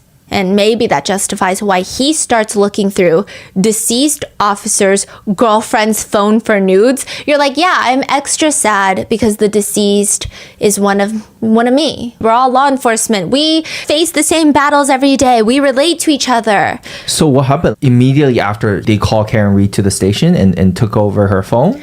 No, later they go to Karen's house, or Karen's dad's house. They tow her car and they seize her phone. And then he starts immediately looking for nudes. But he's telling ABC, I was a little more emotional because the deceased was a cop. And everyone's like, oh, so you're so emotional about the deceased being a fellow officer of the law that you're like, you know what? Just to spit on his grave, I'm going to look for his girlfriend's naked photos. No news so far. No news so far, correct? Correct. And who was he texting those messages to exactly? The trooper trolls. This one specifically, Buchanan. That is crazy. Let's say there are photos. You think he would just share the photos then? Yes, because he said no nudes so far, and one of the other troopers that's not on this wall yet, he thumbs down the message as in, like, disappointed. Oh my God. Like, darn. Proctor's sheer shamelessness makes my head spin. On the stand, Proctor has to read his messages out loud. He tries to read them in the most casual tone, not unlike Brian "Haha" Higgins. I said, haha, how did you get my digits? Haha, I'm shy. And I said, haha. I said, haha. I said, haha again. And he's just like trying to act as if he's reading off the Cheesecake Factory menu, but I don't think that there is in any way in which he can cadence, delivery his way out of these words that he texted. He reads, and this is in reference to him talking to his high school buddies, why he's not investigating the homeowner. High school buddy, that's a friend. Yeah, these are friends. So he's got multiple group chats. Okay, so these are civilians. Yes. That's asking Proctor about this case investigation. Yes. He writes, from all accounts, he, aka Brian Albert, didn't do anything wrong. She's a whack job, CUNT. From all accounts, he didn't do anything wrong. She's a whack job. Auntie Bev stops him. Auntie Bev says, so don't spell it. You have to, so these are your words, Trooper Proctor? Yes, Your Honor. Go ahead and say them. Yes, she's a babe. Weird Fall River accent, though. No ass. Friend responds, not newsworthy then. Good, no ass bitch. Proctor laughs in the group chat. The friends say, this is not newsworthy. Yeah, because she has no ass. And then he goes, no, another friend says, good, no ass bitch. Like, good, she's going down. No ass bitch. And Proctor is like, haha, that was comedic gold. Proctor laughs in the group chat, which if you're the lead investigator on this case and Amanda is found deceased outside another man's house, but you want only to investigate the girlfriend because she's a whack job, that's terrifying. But Proctor is like, no, listen. The compelling evidence against Miss Reed at this point indicated that Mr. Albert had nothing to do with Mr. O'Keefe's death. The rest of the unprofessional and regrettable comments are something I'm not proud of and shouldn't have written in a private or any type of setting. Side note, Proctor has multiple group chats going on, all of which is a cesspool of derogatory comments being made. One, like I said, is with his high school buddies, his friends, and then another one, which is his work colleagues, including his supervisor. This one right here, Buchanan. Proctor sends his buddies pictures of, this one is back to his high school buddies, of Karen Reed being escorted from the State Police Milton Barracks. His friend asks, is this chick a smoke? Nutbag, as Chief would say. Chief, maybe, referencing Tully. Tully's the big boss. It's Tully, Buchanan, Proctor in the chain line of order. Yes. So Tully is the top dog, and then goes to Buchanan, and then goes down to Proctor. Yes. And Tully calls her a nut job? It's alleged that he's referencing Tully. Okay. He could be referencing Berkowitz, but that's not his chief. But his official title is not chief. But somebody, so one Yes. of the officers, top dogs. He says, I also respond with, she's got a leaky balloon knot, leaks poo. Lally asks him to explain that. To Miss Reed's some medical conditions there. Again, unprofessional comments I should not have made. These juvenile, unprofessional comments have zero impact on the facts and the evidence and the integrity of this investigation. They said these are unprofessional comments, but they absolutely do not detract from the integrity of the investigation or the facts and evidence of it. What's crazy is I did see a few netizens agreeing with Proctor, with one writing, a cops group chat with friends proves what now? Another says, just imagine all your personal messages on display. Another casualty of Karen the narcissist. Go to jail, Karen. They continue to talk about Karen Reed in Proctor's group chat, if she's hot enough to get away with the crime, to which Proctor responds, zero chance she skates. She's fucked. He also responds to if she's hot. He says, if you like women who shit themselves. To which to the jurors, he's all, again, a regrettable comment I made about Miss Reed's medical condition. Proctor's testimony is a painful series of regrettable messages. Some netizens believe that he's only started regretting them because he's been caught. Others say that the only ones with regret should be his parents, but it appears that they are standing by their son. However, the more alarming messages are the ones between Proctor and the trooper trolls. Because why are you texting your supervisor about no nudes yet? And why are they thumbs upping that message? Buchanan thumbs ups that message. So someone's thumbs down? Yeah, as and in- Buchanan's thumbs up. Yeah.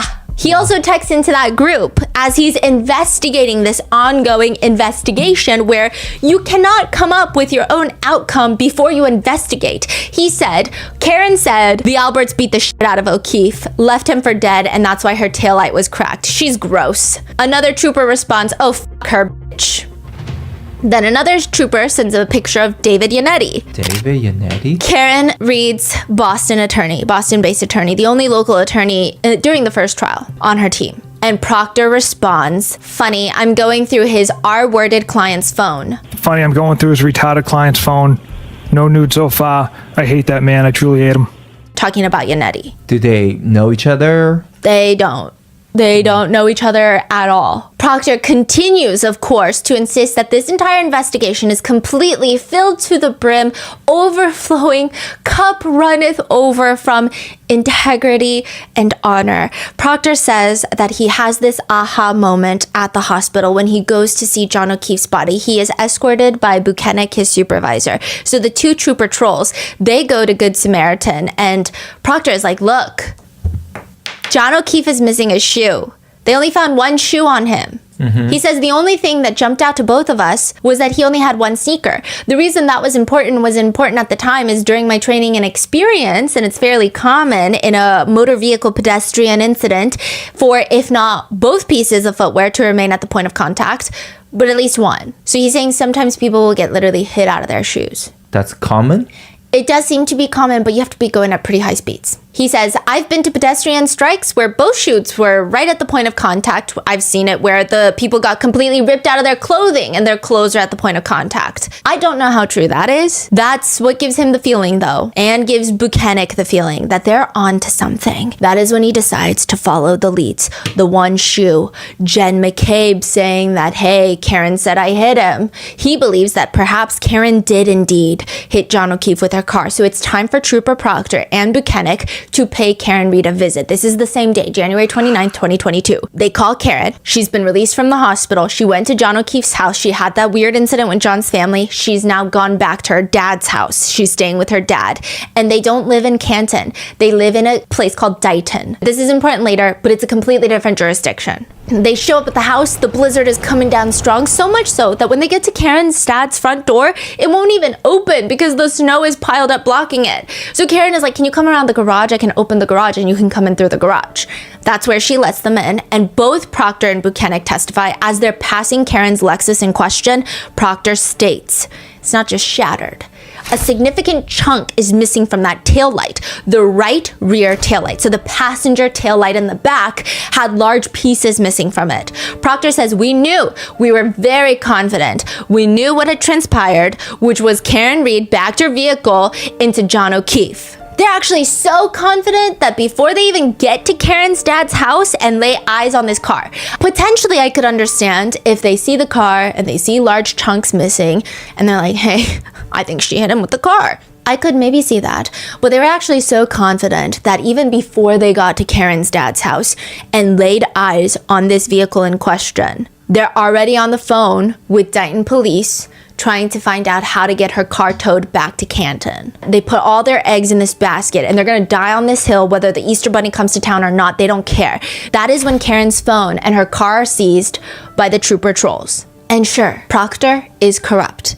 But how do you explain 45 plus pieces of Karen Reed's taillight that are found in the snow on the front lawn of 34 Fairview Road in the vicinity where John O'Keefe's body is found? 40 something pieces of taillight. I mean, some are tiny little fragments the size of a dime. Others are the size of a banana buried in the snow. I mean, the evidence that Karen Reed did it was maybe right there all along. Or was it?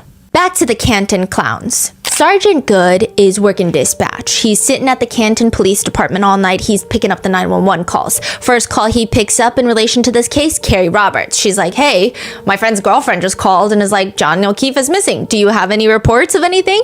Nothing? Oh, okay, thanks. Then Jen McCabe calls and is like, hey, so there's a guy like laying in the snow. He's picking up both those calls. All he does is dispatch people. But that day, he's like, I'm gonna go.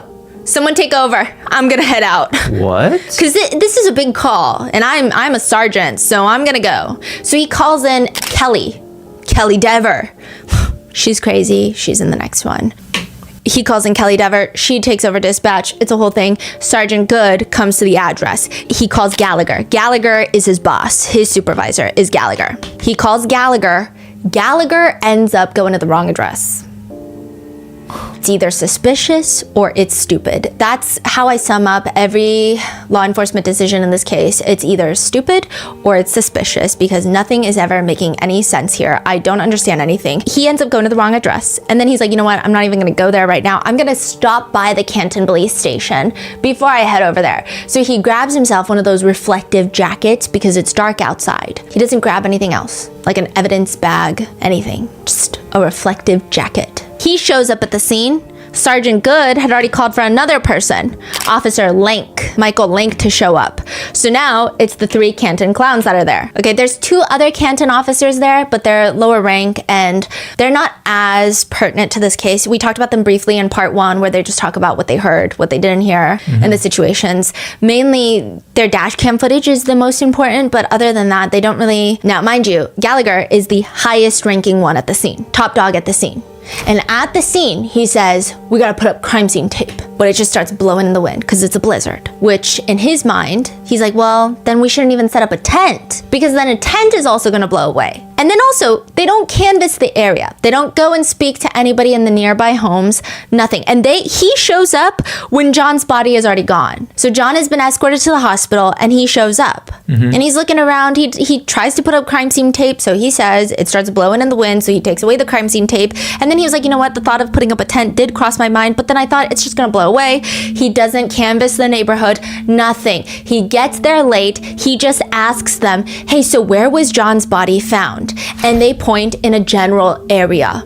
And this is where he just starts looking for evidence. Gallagher will later bring the troopers out to show them exactly where John O'Keefe's body was found. But he's never seen John O'Keefe's body found there. Yeah. So what, I mean, is that not hearsay? Yeah. Karen's attorney is cross-examining Gallagher, asking, so you were giving them information that you had no personal knowledge of, correct? I had knowledge from other offices. I did not see John O'Keefe at the scene. He was transported to the hospital. That is correct, yes. Right. So you couldn't determine exactly how he was positioned, right? Not precisely. From head to toe, right? Not precisely. Where his arms or his hands were? That is correct, yes. He's a 6'2" man, correct? I don't know. You don't even know that? I don't know his size, no. And the details matter in a case like this. Any investigation, the details matter. Sure they do. Accuracy is vital in a homicide investigation, correct? Correct. So the 2 initial Canton officers, Seraph and Mulaney, I believe, they are the ones that tell Sean Good and Michael Link where the body was. And then they tell Gallagher. Gallagher tells the troopers. The troopers will later tell the accident reconstructionist. So it's 20 layers. Yeah, 20 layers of telephone and hearsay. So if that were the case, then they wouldn't have personal knowledge of where John O'Keefe's body was either. Not to a precise location, yes. So they're all talking about where John's body was, but none of them have seen John's body there. But they start searching the area for evidence. However, the snow is coming down hard, and Gallagher is worried that the evidence is getting covered in snow. What evidence? We don't know what we're looking for, but we're looking for something. In what area? We don't really know for sure, but in a general area. He's looking, and he says the snow is covering everything. What's everything? We don't know. Gallagher thinks that the idea of using a rake or a shovel is probably not great because he could inadvertently break something. What is something? We don't know. So the ever cautious, ever intelligent Gallagher decides that he's going to use a leaf blower to get rid of snow to uncover the evidence. He says the leaf blower is much better control. One big problem is he's got this reflective jacket from the police station, no leaf blower. Didn't think of that one, did you? So he has Sergeant Good go get a leaf blower. Why the leaf blower? Gallagher says it's a unique case. There was snow. I had never processed a scene with snow. Side note, this man has worked in this area for 30 years. You've never processed a single scene in Massachusetts where there was snow? I had seen a leaf blower used in the snow, and it's quite effective at being controlled. So that's why it was readily accessible. The scene was debilitating as we were on the scene with the weather. Snow was piling up, and I thought that this was the best method at the time, which people think he's crazy. He's asked by the prosecutors later, was it successful? Very. I started with a low speed and began whisking away the snow, and then I saw how it was uncovering these pink spots, which were becoming a brighter red. There's a video of him using the leaf blower to get rid of the snow.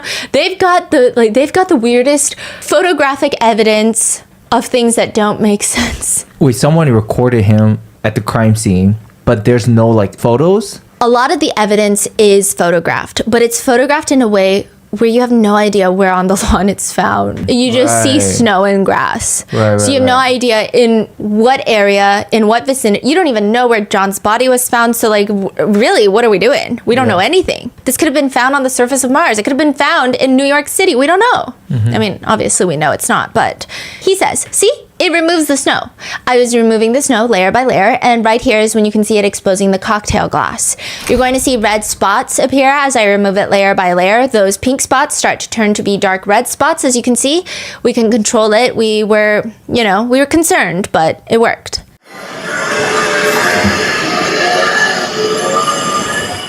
He verifies that those pink spots to be coagulated blood, which I would imagine if an officer is called out to the scene of a potential death and there is blood, the bare minimum is to collect said blood. But Gallagher proudly says, so out of an abundance of caution, I decided that the blood was something we may want to collect. But Gallagher only has his reflective jacket. And now he's only got a leaf blower. How is he going to collect his blood samples? They run across the street to another house. Tom Keller is the neighbor right across the street. He is another Canton cop. In fact, he's only second in command after Chief Berkowitz. He's the deputy of the Canton Police Department. He is Gallagher's boss. He just knew, oh, that's Tom's house right there. Let's go. Let's go there. They run to his house. They say, hey, we saw some blood, and out of an abundance of caution, we may want to collect the blood. They go back to 34 Fairview with a stack of red Solo cups, plastic cups that you typically drink beer out of. Gallagher says that his genius thought behind this was they were plastic, they weren't going to leak, they weren't going to get soggy, they were large, I needed a small sample. My thought was because it was frozen and coagulated that we could collect it, transport it, and transfer it to the crime lab, who could extract the DNA however they saw best fit. He's asked later by Attorney Jackson, like the Solo cups that you see at backyard barbecues, they hold liquid terrifically. We utilized cups, plastic cups. Those were red Solo cups, right? That's correct. The same kind of red Solo cup you drink beer out of at a barbecue? Yeah, sure, you could. They're also not sealed, correct? They are not. Which Karen's attorney is confused. So what you did instead was you gathered red Solo cups from a neighbor. You unsterilized and scooped up the snow with what you thought the blood was and just carried them back to the truck? Nope, we took 6 samples, individual samples. Our philosophy was we'll let the crime lab extract it the way they best see fit. Those 6 samples were bagged and then transported back to Camp Police Headquarters and placed into evidence. Which is basically what Jackson said, but like make it LinkedIn font. It doesn't make sense. I mean, I feel as if an internet sleuth that cops like to look down on would have made smarter choices in regards to evidence protocols. This feels like a Home Depot dad coming across a baby stray animal that they're trying to take in, DIYing the whole process on the front lawn, which even Gallagher knows he's goofy. Oh, and another side note, I'm so sorry, before we move on, Tom Keller, the deputy, never goes out to investigate.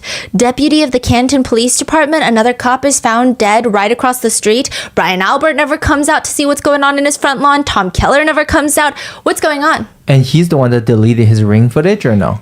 Well, he says along the lines of, and it wasn't Ring, there was like a whole argument. It's like a different company called Arlo, and everyone's like, that's not the point. You know what the point is. But all the Canton cops are like, well, first of all, it's not Ring. It doesn't get that in the security footage, so it just rewrote itself, because you know how every day it just rewrites itself unless you save the footage. And he basically knew that it wasn't going to cover that area, so essentially it gets deleted. This is who's running the town. Yeah. Even if it's not covering that direction, they will pull the footage even from like down the street. They will. Because they were trying to see who drove by at what time. In regards to the leaf blowing, Paul Gallagher says, I thought someone may wonder why I decided to use a leaf blower, so I wanted to demonstrate the effectiveness. That is why we have a video of it, because even Gallagher knows that he's goofy.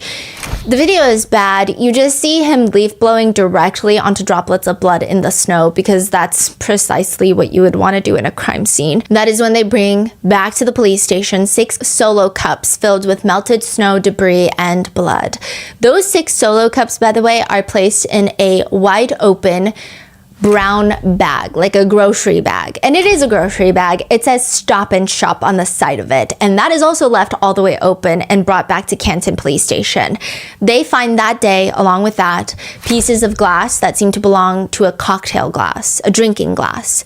And they bring those back to the police station. They put the blood in the evidence refrigerator, which the snow will presumably melt pretty instantaneously if it had not already. I would nickname this guy Goofy Gallagher. If anything about this case were actually goofy, but it's more terrifying than anything. And he is so serious when he tries to justify all the insane things that he's done on the scene. Why do you use a Stop and Shop bag? He's asked by the defense. They're basically the same thing as an evidence bag. I don't know where the bag came from. I was in a personal vehicle at that point. Sergeant Lank was also in a personal vehicle. He tries to argue that the Stop and Shop bags are similar to evidence bags. Quote, if the bag were upside down, you wouldn't know it. It didn't say evidence on it. I'm not sure where the bag came from, but our evidence bags are pretty much the same thing. The defense attorney is like, but it's not the same thing. It's not the same thing, and that's why evidence bags are much more expensive, isn't that right? They're not quite the same, are they? No. And obviously, the bag, it goes without saying, is not forensically sterile either, correct? Most bags are not sterile. Later, Sergeant Lank, this guy, besties with Chris Albert, we're getting into that later. He says, he's looking at the picture and he says, it looks like a Stop and Shop bag. It might be an evidence bag. The defense attorney is like, it literally is not. It's a Stop and Shop bag. No, it looks like a Stop and Shop bag. Stop and But Shop. actually, it looks like an evidence bag. It just doesn't say Canton Police on it. It says Stop and Shop, but it does look like an evidence bag. It's the same thing. That's a grocery bag. It is. And that's exactly what our evidence bags look like, so that's what I thought it was at first. Right, except it doesn't say anything about evidence on it. It says Stop and Shop, correct? Correct. What do you think's in that evidence bag? I'm sorry, Stop and Shop bag. I'm not sure. And it's the seriousness on the stand for me. At one point, they say, we did not document which scoop went into which cup. Which scoop of snow and blood went into which cup. It's freaking crazy. Netizens are going insane. They're writing, imagine the embarrassment. Who collects evidence in beer pong cups? Another one writes, wonder if they put urine samples in Slurpee cups. One says, the Stop and Shop bag evidence is so abysmal that we can't help but wonder if they have a Stop and Shop deal. So you're saying they collected, quote, blood into 6 cups and some glasses. Yes. What about the cartel light? Did they collect those? There was nothing. Well, you'll see. What? You'll see. Now, mind That's you, ridiculous. this guy right here, Gallagher, made $322,389 that year. $320K. Mm-hmm. Is he just a cop? What is No, he? he's a lieutenant. They make that much he's a state. Wait, No, he's a Canton cop. Canton cop? Yeah. 320K? Yeah. Is that average? That doesn't sound right. It sounds like a lot. How do we know that? It's public record because they're cops. Is everyone making that? No, but he's pretty high ranking. Officer What? Lank also gets promoted. He ends up making, I think, almost $250,000. 200-something thousand. And this is how they are investigating. I'm sorry, if you're getting paid together, just you two are getting paid $500,000 on taxpayer money, you better know how to collect evidence. And you're saying there's not a single piece of car tail light that they found? The timing is very important in this, keep in mind. Later, another forensic expert is testifying about something completely unrelated. Well, not completely unrelated, but she is testifying about dog DNA, and we're going to come back to this. But the defense uses her cross-examination to just randomly ask her about forensic processes. And they ask her, so you wouldn't you wouldn't use plastic to get blood. She's testifying about sterile procedures. Everything we use in our lab is sterile. All of our tubes that we would use, or once we do a collection, we put it in a tube for the extraction process. Those tubes are autoclaved and they don't have any contamination. They're sterile. So you wouldn't use a solo cup. At this point, she just looks at him and goes, I'm sorry, what? They are sterile. You would use a solo cup. I'm sorry, what? Objection, Your Honor. Solo cup. The objection sustained. She looks genuinely confused and concerned. And he is so proud of this. That is correct. Side note, Gallagher has also worked with the DEA, the Drug Administration, for 15 years, which some netizens believe add to this.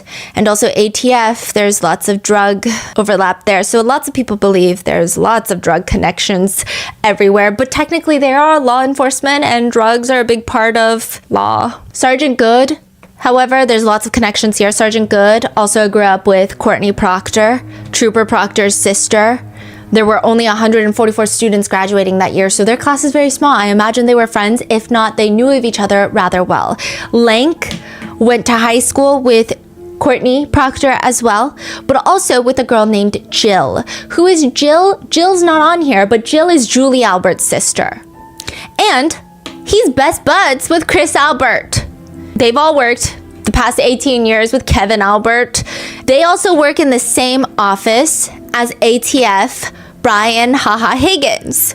And this is what's crazy. These are the Canton cops that actually go into 34 Fairview at the scene. Gallagher and Lank walk into 34 Fairview to talk to Jen McCabe. Later, Trooper Proctor will go to Jen McCabe's house to talk to Jen McCabe. But this is the first actual interview. And this is after they recuse themselves, or they're thinking about recusing themselves, and they talk to Jen McCabe, they talk to Brian Albert, they don't search the house, they don't ask to search the house, but they're inside the house, and it's just weird. They don't write a report memorializing the conversation or really anything, especially Gallagher, and his whole excuse to all of that is just, well, I don't write reports, I'm the supervisor. Why would I write a report? That's not my responsibility. That's for the losers like Link. That is correct. That's the vibe. And they're just letting everybody talk to everyone. At this point, everyone in the house, a lot of these people have stated there was a morning meeting. A lot of people were at 34 Fairview that morning, and we're going to get into these two a little bit later. But just to give you a recap, throughout the morning of 34 Fairview, lots of people stopped by. Already inside the house were Brian Albert, Nicole Albert, and birthday Brian Albert Jr. Jen McCabe is there because she came there with Karen and she called 911. Matt McCabe shows up because Jen McCabe calls her husband and is like, oh my gosh, we found John O'Keefe dead in the snow. Eventually, Julie Albert shows up. Julie Albert shows up completely randomly. She says, it's Brian Albert Jr.'s birthday. Here's what I do. It's a birthday tradition that I get him 6 Dunkin' Donuts and I put them in his car, which already doesn't make sense because it's a blizzard. I don't think birthday Brian's going anywhere. So when is he going to find the Dunkin' Donuts that you just put inside of his car 10 years later? She shows up, and then Brian Albert, who sees nothing, hears nothing, sees Julie Albert putting donuts in the car and is like, hey, come in. We got to tell you something. So they tell Julie. Julie goes back home, gets Chris. They drive back to Brian Albert's. Brian Higgins got a phone call from Brian Albert and Chief Berkowitz that morning, but he doesn't pick up Chief Berkowitz's call. He calls Brian Albert back and he's like, you got to come over. He ends up coming over. Brian Haha Higgins works at the Canton Police Station. These people work at the Canton Police Station. Brian Higgins has testified that he was at 34 Fairview that morning. These two guys are like, I don't know if we saw Brian there. What do you mean you don't know if you saw Brian there? You work with Brian. He works in the same office. You would remember if you saw him, correct? No? They're like, well, I don't recall having a conversation with him, so I can't tell you if he was there.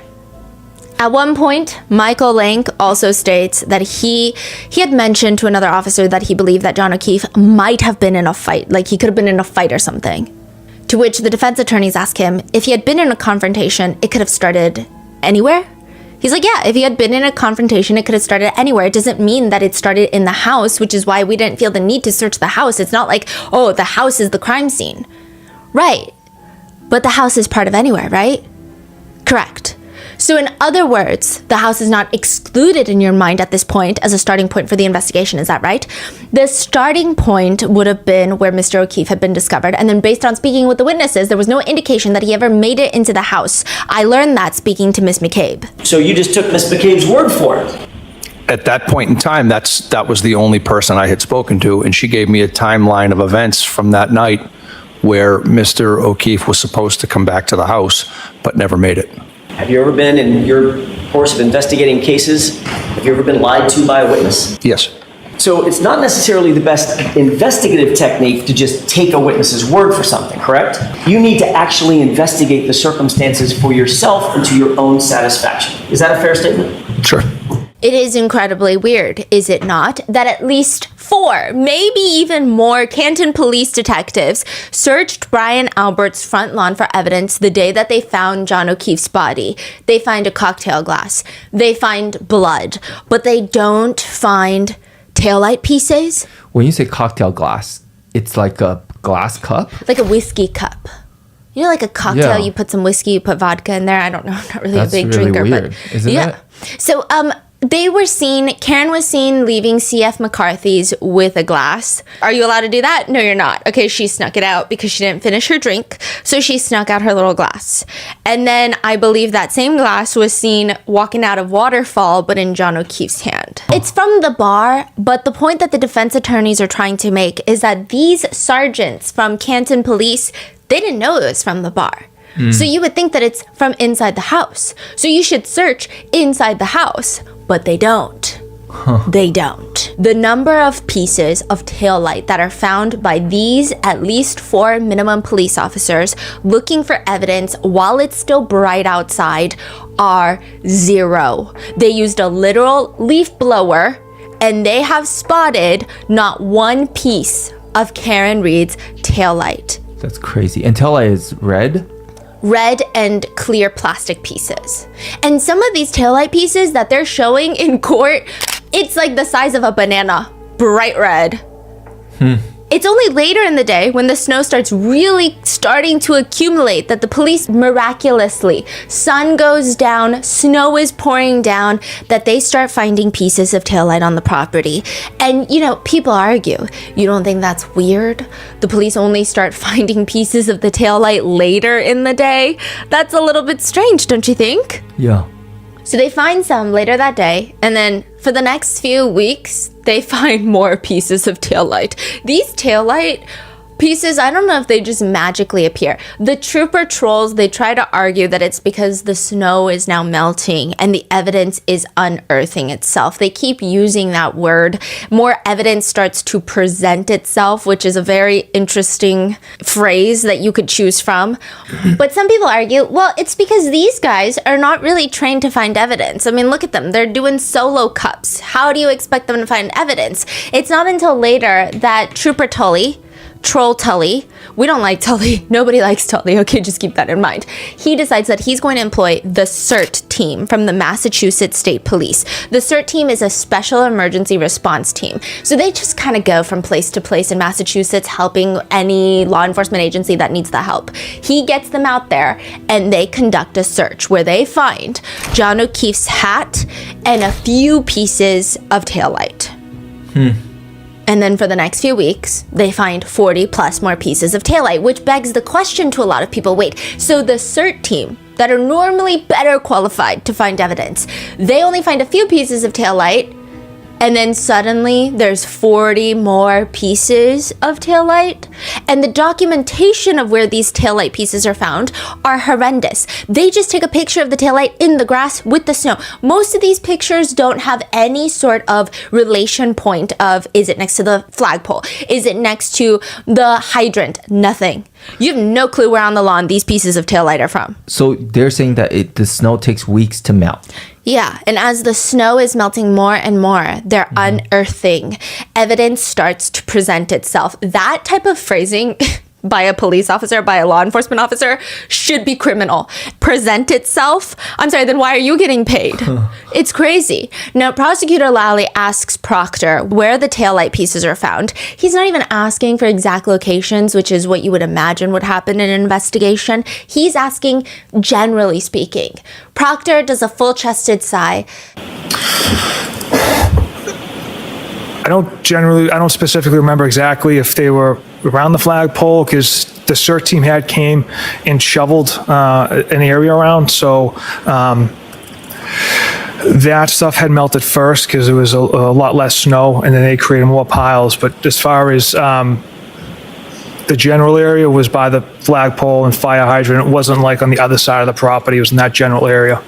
Nobody disagrees with the fact that these are pieces of taillight from Karen Reed's SUV. That is a fact. They just argue how and when it got there. Now, just to give you a bit of a timeline on this, evidence starts to present itself starting the night of January 29th.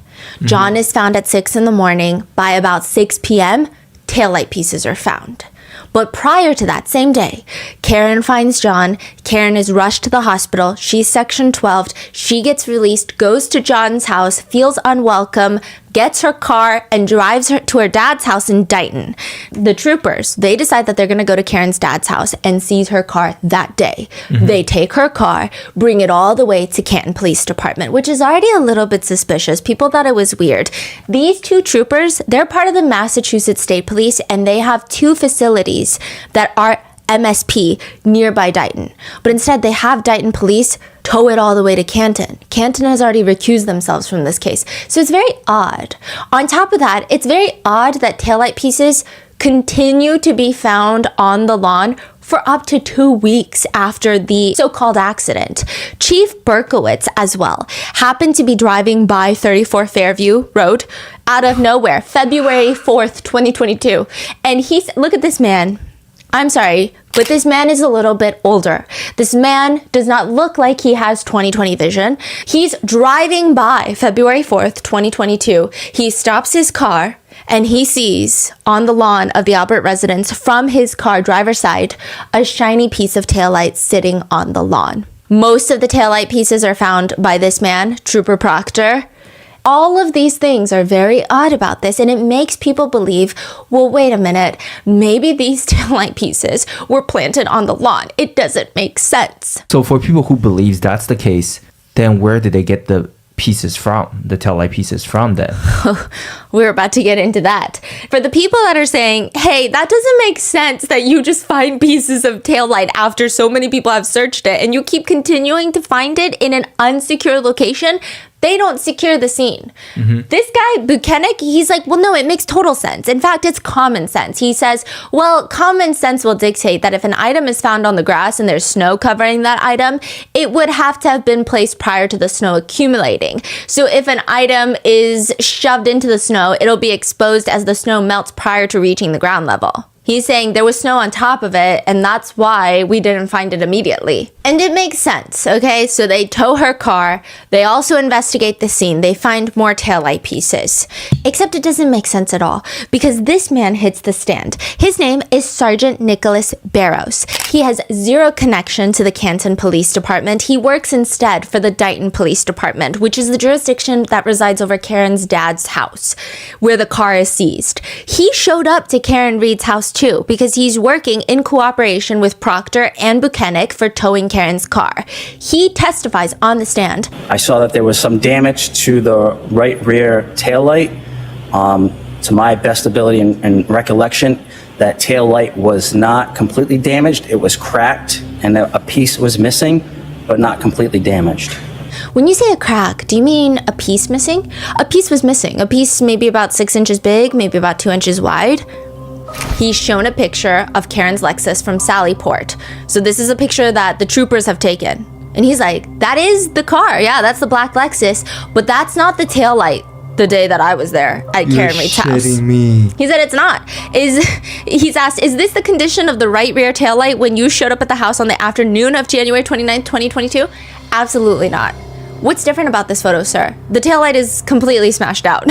He's saying the right side chunk is completely missing. That was not the case at Karen Reed's dad's house. None of this, the middle section is missing. That's not the case either. I mean, Dighton PD are the ones that towed Karen's truck back to Canton Police Department. But they don't have records of what the condition was, right? There's no photos, there's no comparisons. There's a photo, but it's not a great quality photo, and there's snow all over both taillights. Canton Police and the troopers are arguing it's missing. You just can't really see it because the snow is covering. Nicholas Barros is like, bro, I was there. Yeah. I was there. That is so crazy. But the troopers are also saying, I was also there, and it was just like that. So when Barrow saw that, he said there's only a 6x2 missing. Yes. That's it. That's like pretty small, right? Yeah. In the photos, the whole thing is missing? Like a good chunk of it is missing. A lot of the red parts are missing, and they try to argue that's why when she presses the brakes, it's not even lighting up red at that section. They're trying to argue lots of different things. The whole thing is weird. Now, another question is, why did you take it to Canton Police Department on top of what Sergeant Nicholas Barrows is saying? It's just getting weird. Buchanan says it's because the garage there is heated and they needed the snow to melt off. But the timing on paper, it doesn't make sense because Michael Proctor swears under oath multiple times that Karen's car is seized at 5:30 p.m., which the car would still be in Dighton, Massachusetts at 5:30 p.m. They get it on the tow, and then they start driving to Canton. The first piece of taillight was found at 34 Fairview Road, maybe at like 5:45. It doesn't make sense. They wouldn't even have had time to get to Canton Police Department to park the car in Sallyport. The timing is not timing. So where did they get the taillight pieces if it were to be framed? That's what he says, right? I mean, how could he possibly plant evidence if he can't be at two places at once? But that's not true. And Michael Proctor doesn't know that Karen knows it's not true because he doesn't know that her parents' home have cameras. The car was seized at 4:12 p.m. And it's not just Karen's cameras. The Dighton police, the ones that towed the car, they state it was towed at 4:12 p.m. That's an 80-minute discrepancy there. He just made up a time, Michael Proctor? He strategically made it so that the taillight pieces could not have come from him because he wasn't even in Canton. The car wasn't even at Canton Police Department. So you're saying he lied about the time? Is that correct or no? I don't know if I want to be the one to... You know what? I'll say it. I don't like this man. I think he lied. I think he straight up be lying out of this mouth right here. So was he confronted by the actual time? Yes. And you originally claimed that seizure took place at 5:30 p.m. Is that right? Correct. The fact of the matter is, that was false. The car was not seized at 5:30, was it? 4:16 p.m. Right. An hour and change, an hour and 18 minutes, hour and 20 minutes earlier. Is that right? Yes. Did you ever seek to change or amend a false statement about the time? When I incorrectly transcribed the times, it was on the first affidavit I had written. And then as I continued to write other search warrants, I used that as a template. So I never caught it on the first one, and that's the reason those times are off on the other affidavits I had wrote. So the first one was false, and then every single one after that was false too. There was just an incorrect transcription of time. An incorrect transcription of the time. Would Yes. you call that, I don't know, a Scrivener's error? Objection. Ask it differently. Sure. Was it a typo? Yes. It was a typo. So you got the 4 wrong, you got the 1 wrong, and you got the 6 wrong. And those turned into 5 and 3 and 0, right? They were typos, sir. Fact of the matter is, you delivered that car to Canton PD, to the Sallyport garage, before a single piece of taillight material was ever found in this case. Trooper Proctor, is that correct? Correct. By the time that they get to Canton Police Department, they book the car. There's movement around the car, and then Trooper Proctor leaves with enough hypothetical time to drop pieces of taillight at 34 Fairview Road front lawn. But the Canton police say, hey, it is suspicious that he lied about the time. Is it not? Yes. However, we have video proof from Sallyport that shows that they never even went near that rear passenger taillight. Dighton police are the ones that towed it. If Trooper Proctor was all up on that rear taillight, they would have said something. They're already saying something, right? They would have said it. And then when you get to Sallyport, look at here's the videos. Sallyport is the garage attached to Canton Police Station. Okay. So they're like, look at it. There's nothing here. So the defense argues, first of all, you guys never handed this video over in discovery, which you're supposed to hand all these things over in discovery during the trial because both sides need to have a good amount of the same information. Mm-hmm.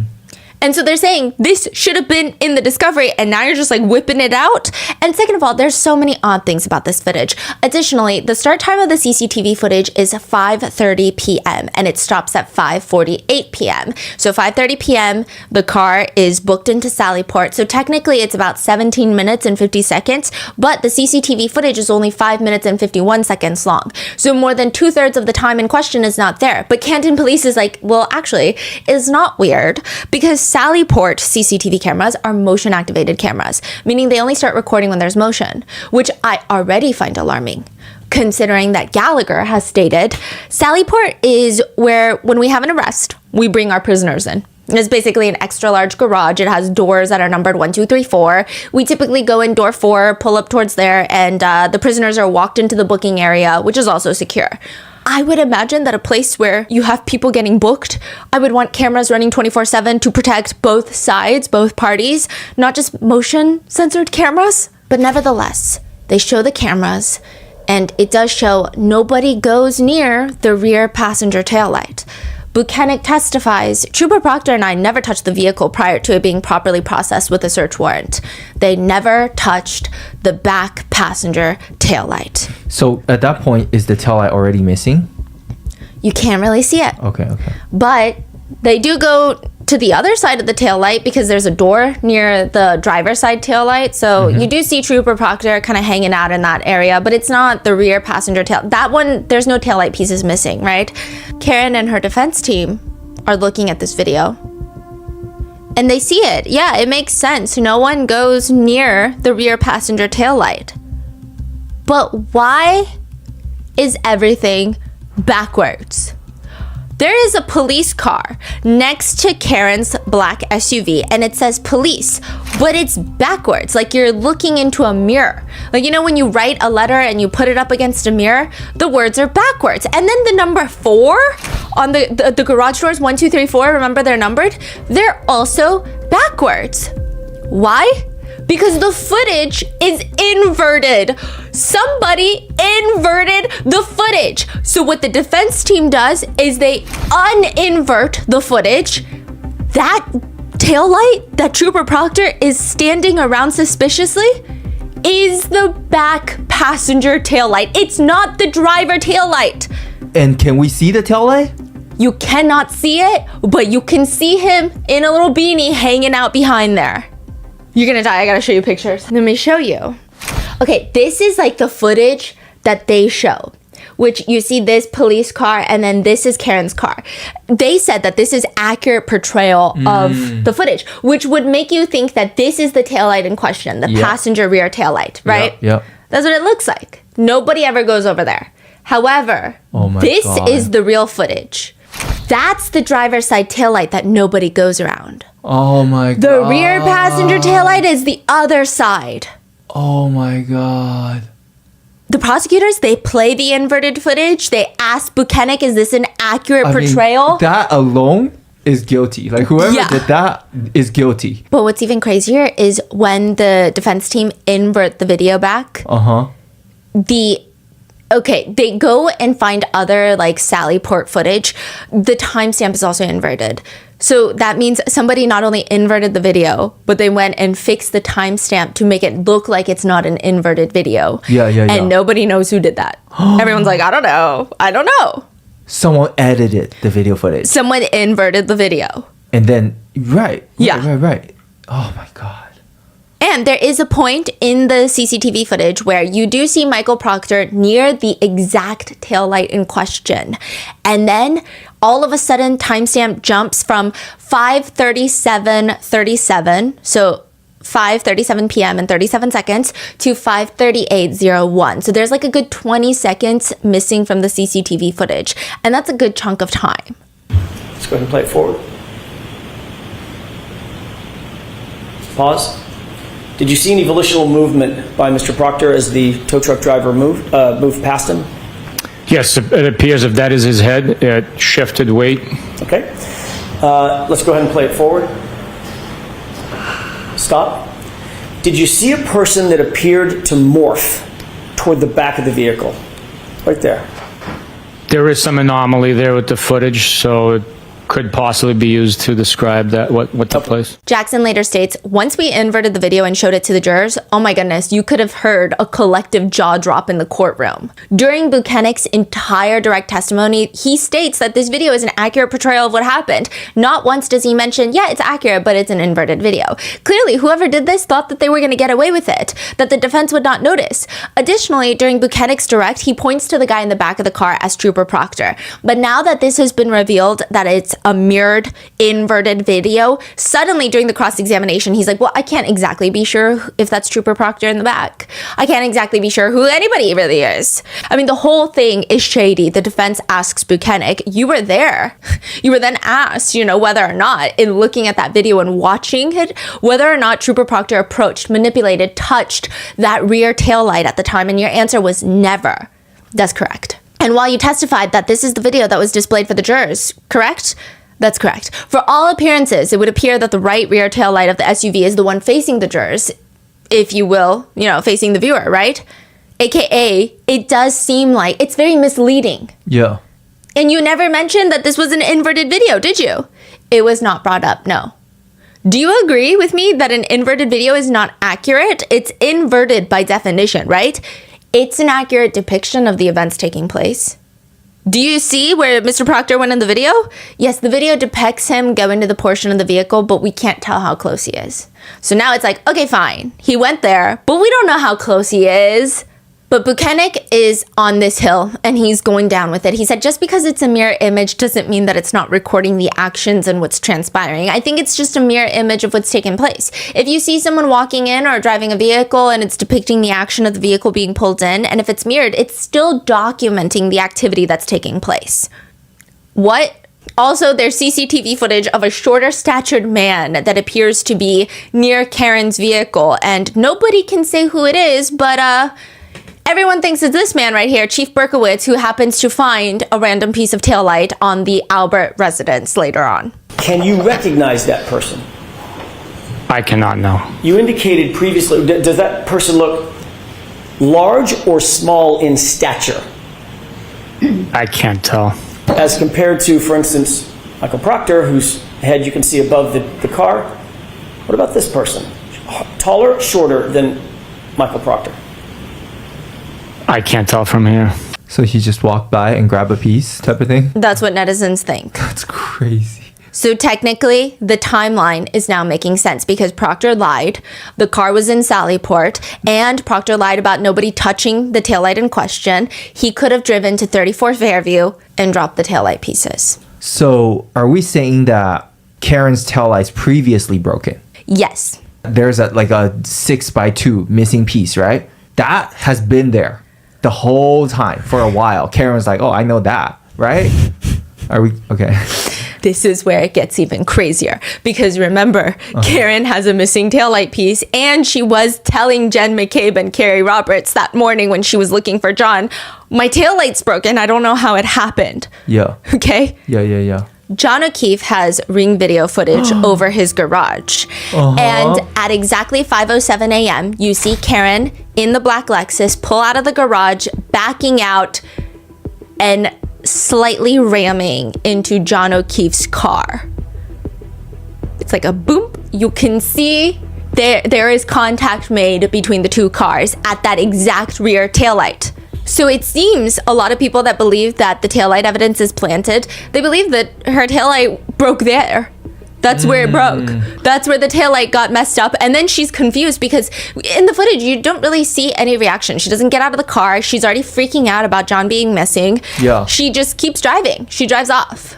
So people think that she's telling Carrie and Jen McCabe, literally, I don't know why my taillight is broken. Yeah, but then wouldn't that piece of whatever left at the house, or they can find some marks on John's car, maybe? What's crazy is any time that this video is showed, for example, it's showed to Buchanan. The defense shows it to him. Karen backing her car. Yeah, and Buchanan says, my assessment with the totality of it all was that based on the video, there was no damage that occurred to either vehicle at that point in time. everyone online is like, bro, it hit the car. Like, we can see Karen Reed's car made contact with John O'Keefe's car. But he's like, there is movement in the shot. Like, they're debating whether or not contact was made. Do you believe that the SUV struck the Chevy Traverse? Logically speaking, the two vehicles had to have come into contact for the tire to move. They had to have collided, correct? At a slow speed, yes. So they made contact. Yeah. Proctor states, you know, during the review of Mr. O'Keefe's ring footage, particularly the one above the garage that displays the driveway on the 29th at approximately 5:07 a.m., Ms. Reed's pulling her vehicle out of the garage, backing up towards Mr. O'Keefe's vehicle, and comes extremely close, if not slightly hitting the vehicle. So we wanted to at least go document that there was no damage to Mr. O'Keefe's car. I didn't observe any significant or any damage. I did not observe any damage to Mr. O'Keefe's car. Now, what's interesting is that a lot of people wished that there was more ring video footage, because that ring camera can tell us a lot of information. Particularly, the defense is looking for ring camera footage from around 12 in the morning when Karen comes home, and they want to see that taillight, because that would show that her taillight was not broken until 5:07 a.m. That ring footage mysteriously is gone. From where? The ring camera. John O'Keefe? Yes. And additionally, Carrie Roberts stated that when she got to John O'Keefe's house with Karen Reed and Jen McCabe, that she stood in front of Karen Reed's car and saw how messed up her taillight was. But they only have footage of the three women walking into John's house, which is actually when Carrie Roberts said that this incident happened. You don't even see her glancing at the taillight. She just walks straight in. So then, you know, people that want to give her the benefit of the doubt is like, okay, well, maybe it was on the way out. Well, on the way out, that footage is mysteriously missing from the Ring app. Who wrote the search warrant to Ring, the company, to get that data? Proctor? Proctor. And Ring also provides a data log, which means it gives you all the times that somebody has accessed the app from which phone. Yes. And after John O'Keefe's phone was seized by none other than Proctor, it accessed the Ring app.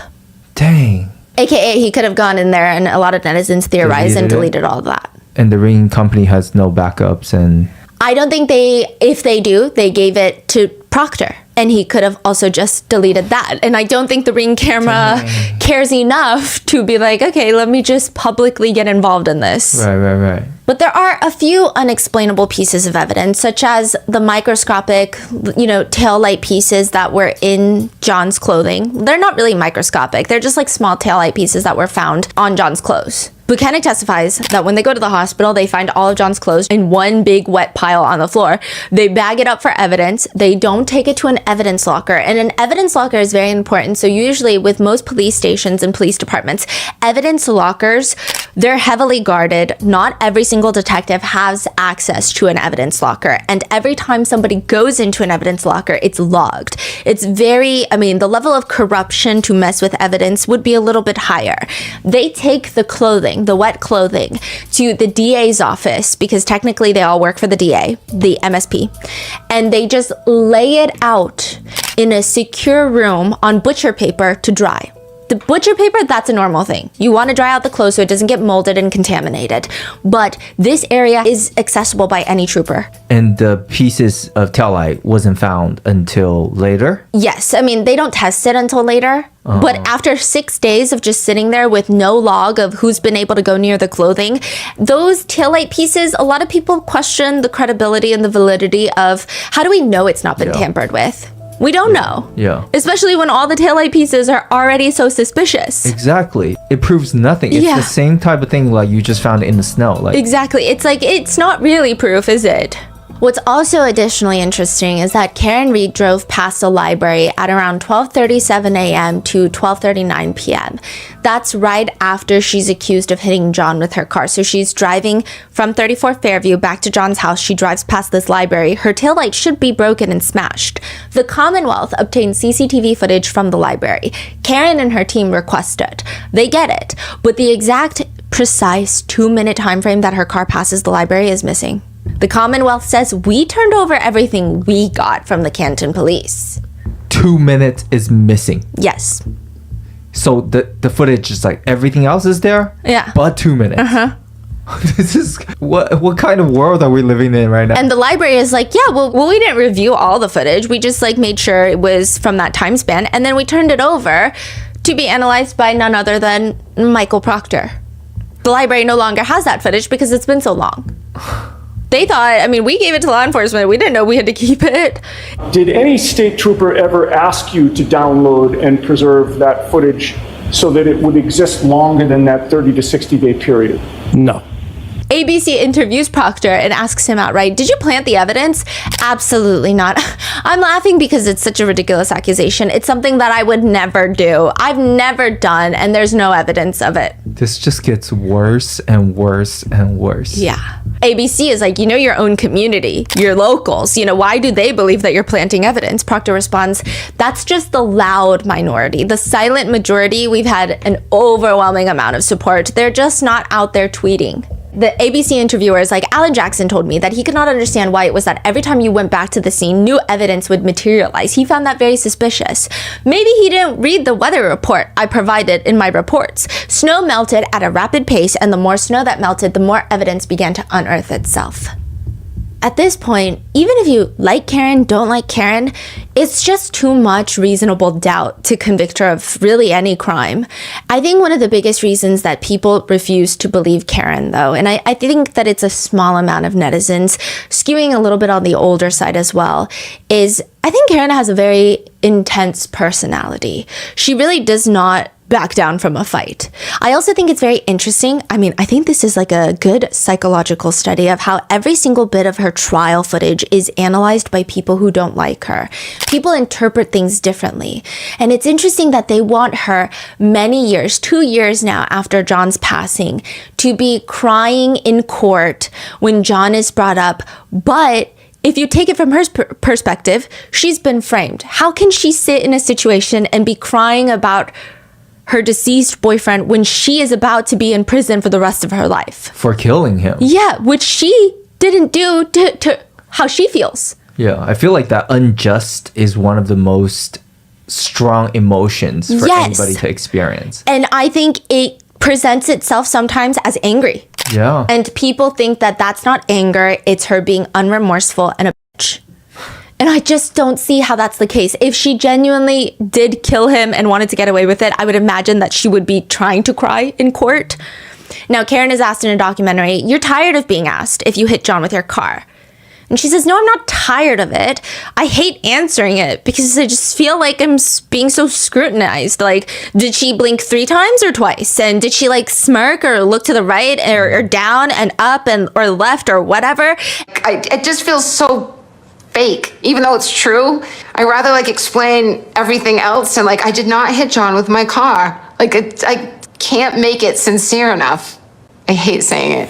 She says, they say the trial became a circus. It's not about justice for John. It's all about the Karen Reed case. But the Karen Reed case is trying to get justice for John. The case is about how he died. One netizen says, I believe that Karen is maybe an unlikable girl, probably spoiled, bratty personality. I don't know where they're getting this, but I haven't seen one evidence that she's guilty of murder. Drunk driving, yes, but they all were. Commonwealth witnesses keep providing more doubt that she's not involved. Others fight back. One person says, I actually don't see it that way. I happen to like her personality. She seems like a sharp cookie and isn't going down for something she didn't do without a fight. Another big witness in the Karen Reed trial is Brian Loughran. I'm going to call him Lucky because that's what everyone calls him. It's the lucky witness. The lucky witness. He is a defense witness. He is called to the stand. This man has been living in Canton for most of his life. He knows the whole Albert family. He's familiar with them. He specifically went to elementary school and middle school with Chris Albert. He worked for Chris Albert's D&E Pizza, delivering pizzas for a little bit before he got a job at the Department of Public Works and became one of the regular snow plowers for the town. He's told that day his shift is going to start at 2:30 a.m. and because prior to, there's no snow to plow. And so he's going to come in and just plow the streets all night. He gets in at 2:15. He gets in his truck. He gets stuck with the Franken truck. That's what they nicknamed it because it's all a bunch of random parts fit into this snowplow truck. A supervisor for the DPW testifies that the visibility on these snowplow trucks is pretty good, especially the ones like the Franken. It's a big one. So you're probably 5 feet up off the road and you can see a lot. And the seat is an airlift. So Lucky says when it's snowing really bad and it's hazardous, he puts his seats all the way up so that his knees are touching the steering wheel because he wants to be able to see as much as you can. On top of the snowplows, they have lights. Big lights. And they're like beacon lights so that you can see everything. Why? Because snowplows are actually very dangerous vehicles. They've got blades. They create snow dust clouds when they plow too quickly, and certain conditions can get very icy. There have been many instances where pets and humans have been killed by a snowplow. Okay, since I've never seen one in person. Yes. What is it doing? Cleaning the snow or Yeah, it piles all the snow to the side of the road. So when you drive down and that's why they have to go through the same road twice because you want to pile all the snow to the right side of the road. And you can only do one direction at a time. Yep. But that's why this is a very important witness because you don't just look forward when you're driving a snowplow. You have to look at the sides. In fact, sometimes the sides are more important because that's where someone can get killed. I mean, obviously you could run over someone and that's also dangerous, but the sides are very important. Lucky is on that shift and Fairview Road is one of the roads that he is assigned to cover that night. He knows the Albert residence, which again isn't shocking. He's from Canton.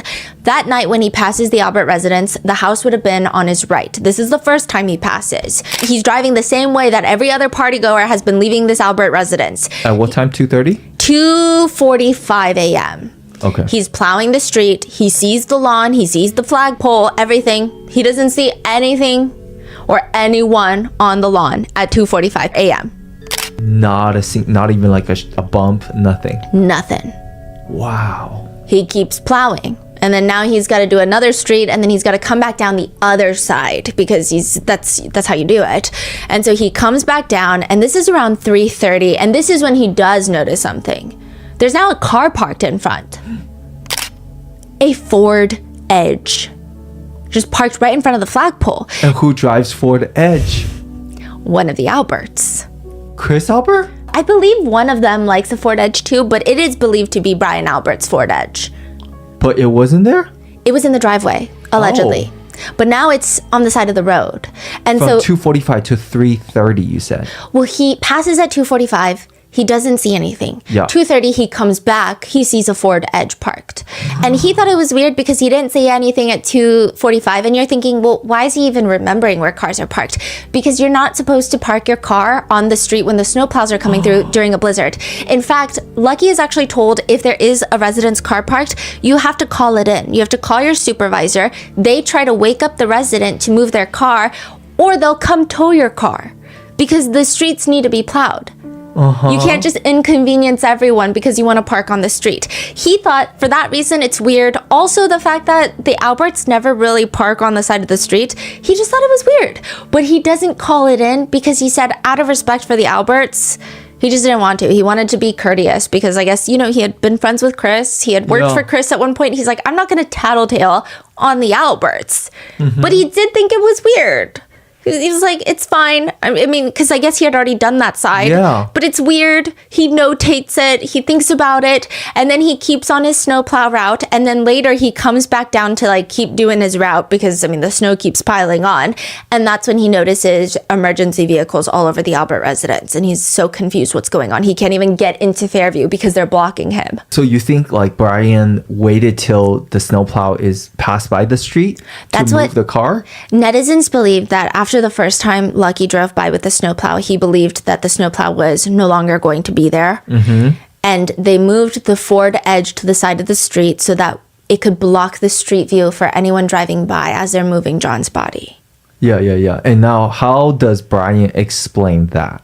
Brian Albert. They say that never happened. They're like, this man doesn't know what he's talking about.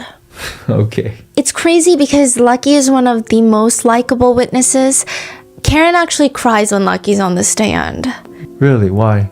Well, he's like her lucky witness. And on top of that, he's just a very likable guy. He's worked a lot of jobs. To give you an idea, I don't know how to tell you someone's nice without giving you an example. Otherwise, it's just like, he's nice. That night when he was plowing the roads, he had hit one of those basketball nets, like portable ones that you put water in the bottom. Yep. And someone had left it near the street. His snowplow, he saw it, but he couldn't brake fast enough. And so he hit it. So he called it in and said, I hit this resident's basketball hoop. I was attempting to avoid the net by going around it. And the machine had a different size body than what it originally had. And I underestimated when I was going around that I need to be wider. And now, when you're plowing, where is your attention focused, sir? My attention's focused in front of me and then to the sides. Why would your attention be focused to the sides? I am trying to be aware of any side traffic, any pedestrians, and God forbid, any animals. He just seems like a really nice guy. And so he's being questioned by Hank Brennan, Spanky, on the second trial, and Spanky's just aggressive for no reason. He's saying, isn't it true that you've had pressure from social media to testify a certain way? And Lucky firmly rejects all insinuations of that over and over again until he finally says, I did not know I was being required to testify a certain way. I was also at the time dealing with the loss of my wife. I was not paying any attention to any social media. Sorry for your loss, but you are aware during the Penske case that there has been pressure on you to testify in a certain way. Isn't that fair to say? No.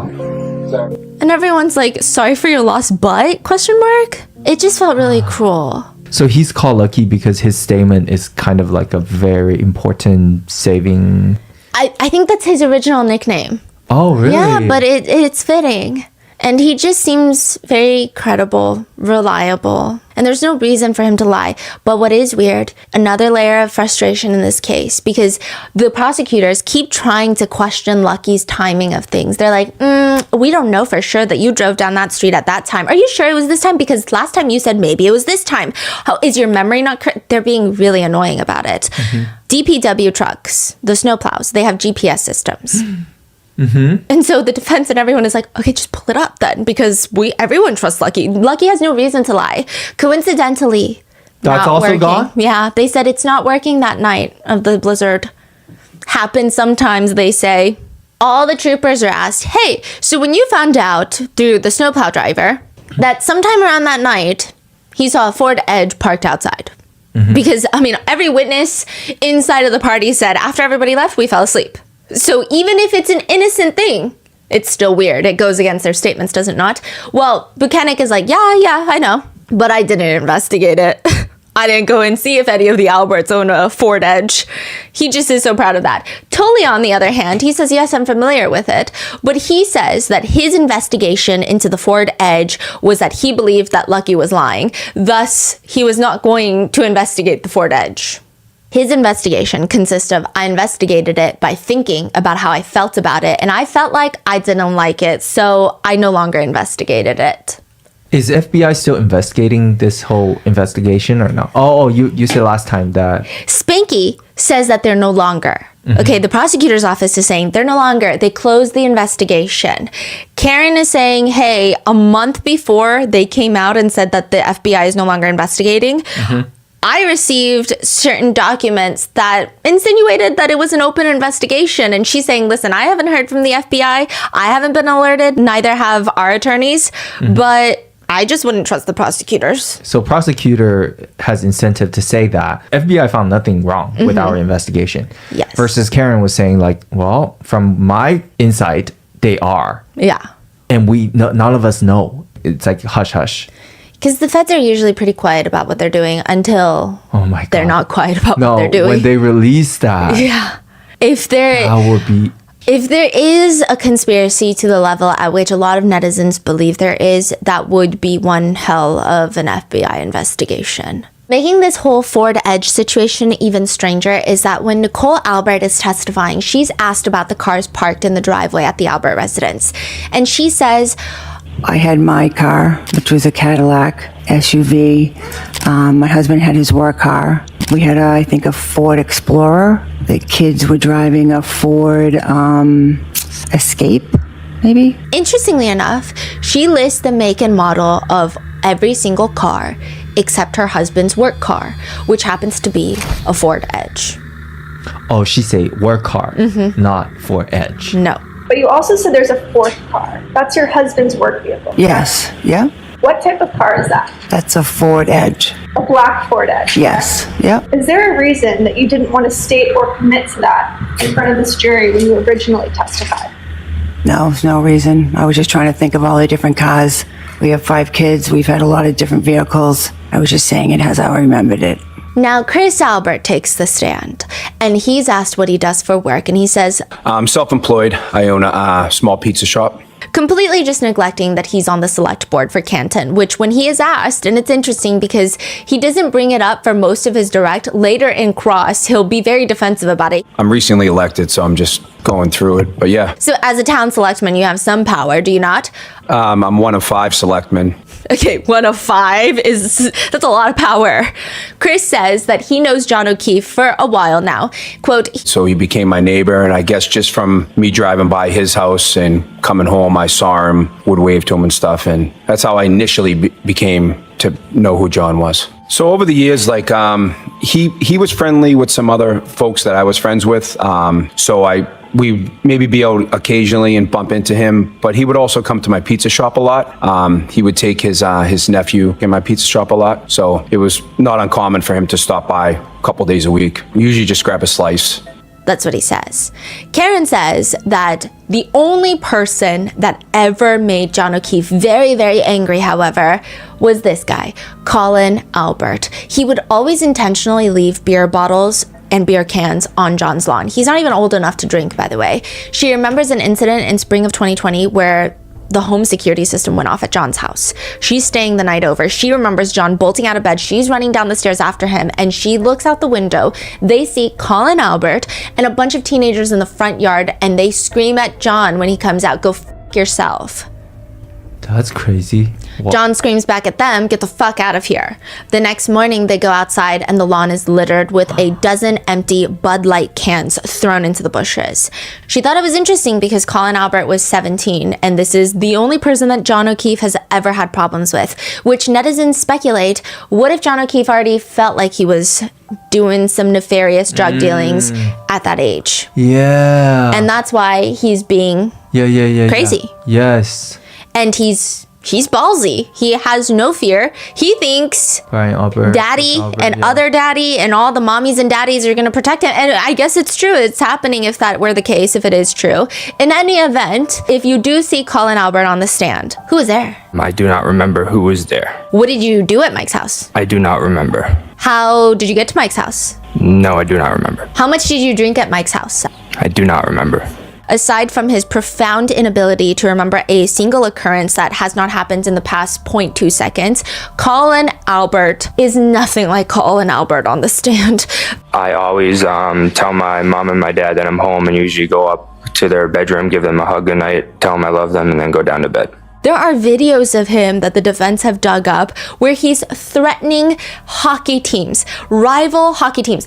He doesn't even play hockey, but he's sending video messages to high school hockey teams saying, "Advantage boys." Yo, your advantage boys, I will beat all your asses. I promise you, I will fuck you all up. Pull up, bitch. Pussies.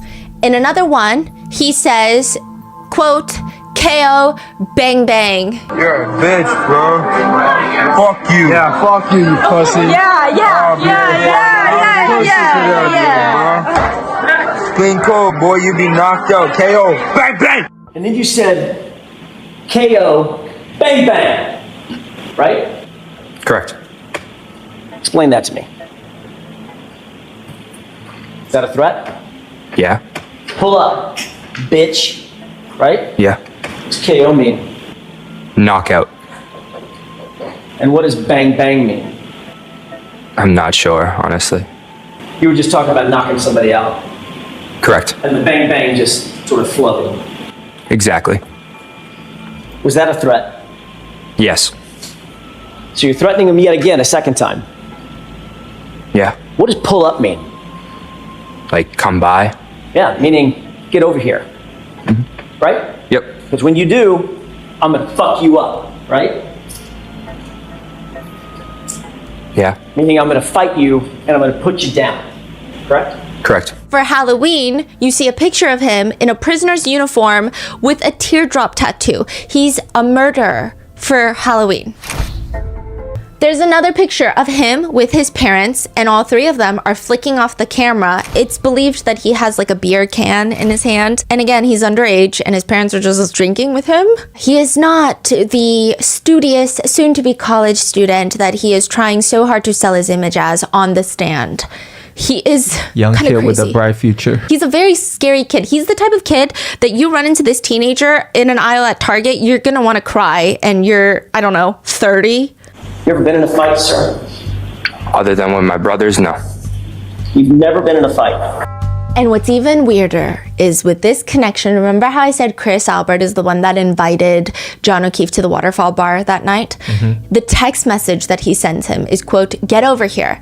Then another text message reads, if not, I'm gonna fuck up your lawn, laughing, crying emoji. Chris Albert says, this is a joke.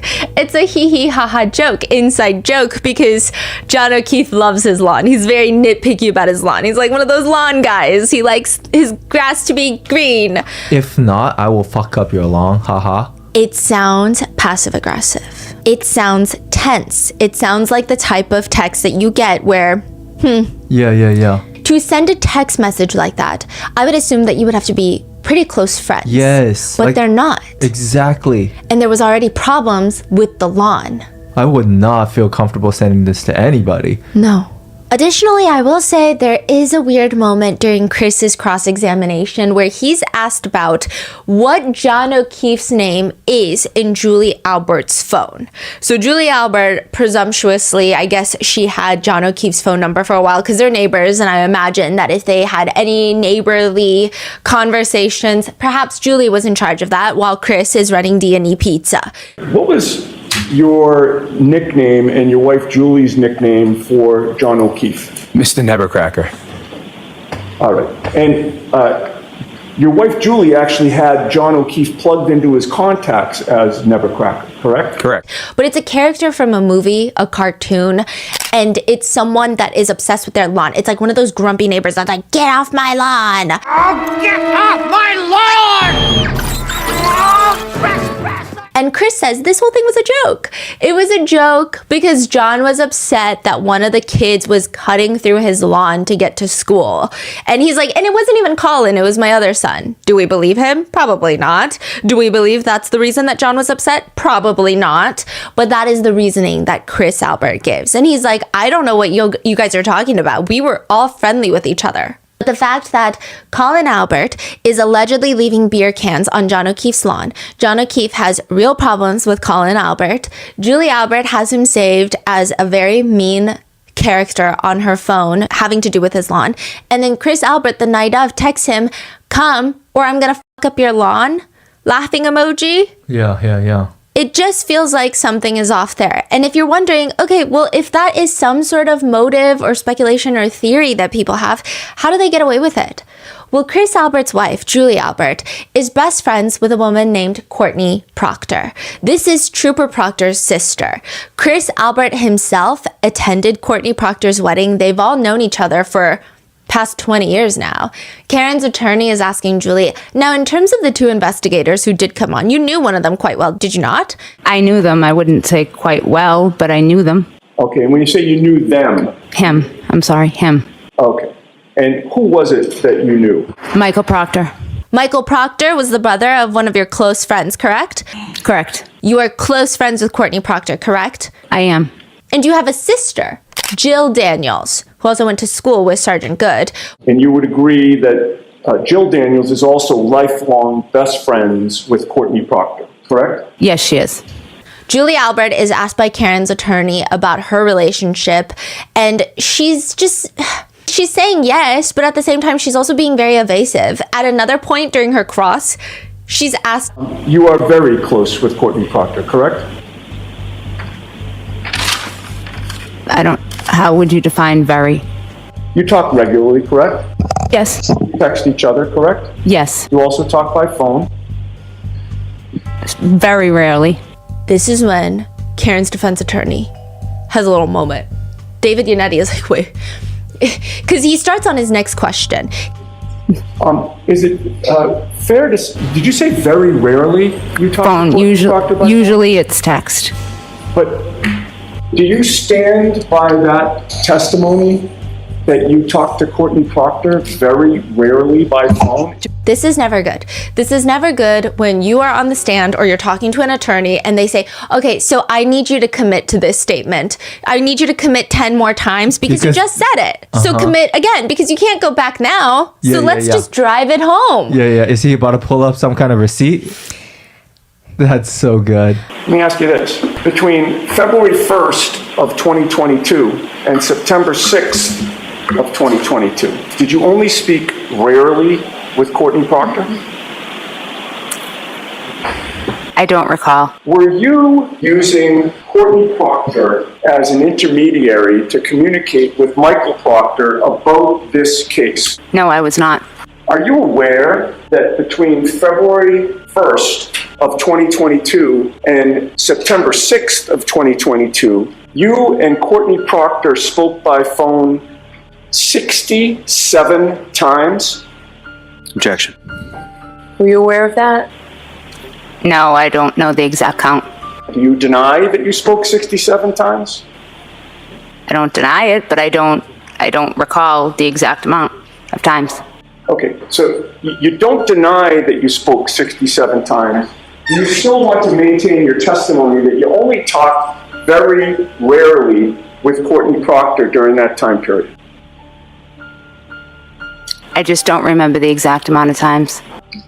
Well, you know that my client, Karen Reed, was arrested in connection with this case on February 1st of 2022, do you not? I do. You spoke to Courtney Proctor that date for 12 minutes by phone, correct? I don't recall exactly. I don't remember exactly. Because Julie has amnesia, Karen's attorney gives her a sheet to refresh her memory, likely her call logs, cell data. February 2nd, 2022 is the day that Karen Reed is arraigned. Julie talks to Courtney 3 times before 9 a.m. Then after the arraignment, they talk again for another 27 minutes. Julie does not recall any of these phone calls. She definitely does not recall the contents of the phone calls either. Did you tell Courtney Proctor during any of these 67 phone calls that you were a witness in her brother's case?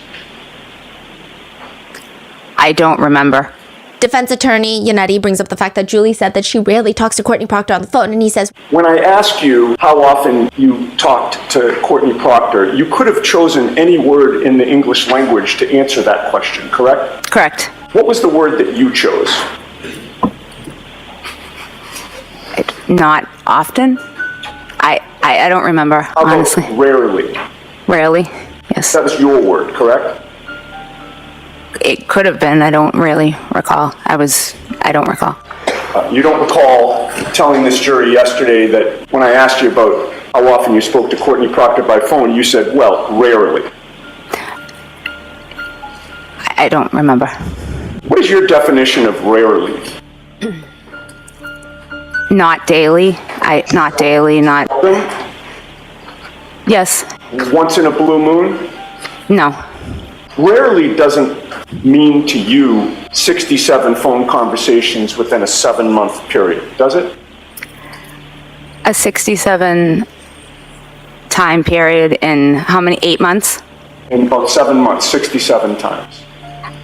It's not a lot. I wouldn't think it's a lot in 7 months. Netizens were so frustrated by this testimony, they comment, Julie remembers everything except for the phone conversations and everything else. Netizens think that she clearly had time to think about it the next day because she testified over 2 days. I mean, 3 times in 1 day, that's a lot. Side note, this is the glorious moment when Julia Albert is asked about which troopers came to her house to interview her, and she says, Trooper Proctor, and I don't remember the next guy. I think it was like... And Trooper Bukaki? And she says it with such a straight face. She calls Bukaki. So that's his name now. Yeah, that's his name now. It is believed that there is like a online social media investigator who has nicknamed him Trooper Bukaki, and so it's theorized that she's very much keeping up with his reports on this case. Oh, someone else named him Bukaki. Yes. That sticked. Yeah. Okay, he's going to be in the next episode, but he's pretty close with Karen Reed, and he was actually one of the first people to really actively focus on this case and to focus on the fact that he believes that Karen Reed was framed. And she clearly is keeping up with his coverage. Yeah. Because the way that she says Officer Bukaki, I mean, I don't think she knows what that word means. I don't think she gets the joke. Because the way she said it with her full chest. Oh, she thought that was actually his name. Yeah. Whoa. Bukaki? Yeah, and it's just a very uncomfortable moment. So Bukaki is like what? He's cocky? Is that... I don't know what that means. But Julie Albert maintains that it really doesn't impact the investigation or her status as a potential witness. However, another group chat is unearthed from February 24th, 2022. This is less than a month after John's death. Julie Albert texts Michael Proctor in a group chat between her sister, Courtney Proctor, Michael Proctor, and she texts him, "This is the weekend I've been waiting for, Michael. Please send me ski videos of Courtney Proctor. If she doesn't share them with me," laughing emoji. What video? I guess they're going on a family skiing trip, and Julia's like, she's not going to send me her skiing videos, and I want to embarrass her, so Michael, you got to send them to me. Jackson is staring at Proctor. He's also bringing this up to Proctor. This is sent less than a month that you had been assigned to the investigation in which Julie Albert is a witness, correct? Correct. And her husband, Albert, Chris Albert, has a connection as a witness, correct? Correct. And you didn't mention a thing about your relationship with Julie Albert, Chris Albert, or Colin Albert in any report that you've ever drafted in this case, did you? I did not. Michael Proctor's text messages to his own sister, Courtney Proctor, were also brought up during the 2 trials, and it's mainly because the FBI dug them up and gave it both to the Commonwealth and the defense. Now, Michael Proctor texts his sister on January 29th, 2022, the day of the investigation. He's texting her, "What's up?" She says, "What? Why?" "Just found a frozen to death on a front lawn in Canton. Actually just interviewed Jen McCabe. She says she knows you." Cut the shit. Yeah, she knows Jack very well. She's really good friends with Julie. Her sister is married to Brian Albert. You still working? Yeah, gonna be out for a while. Homicide. The Canton thing is a homicide? Don't say a word to anyone. Of course not. At the very least, it's suspicious. This is your livelihood. Julie and Chris were at the bar with the victim and the girlfriend. Gotta interview them. So he's already telling his sister, "I'm gonna interview your best friend soon."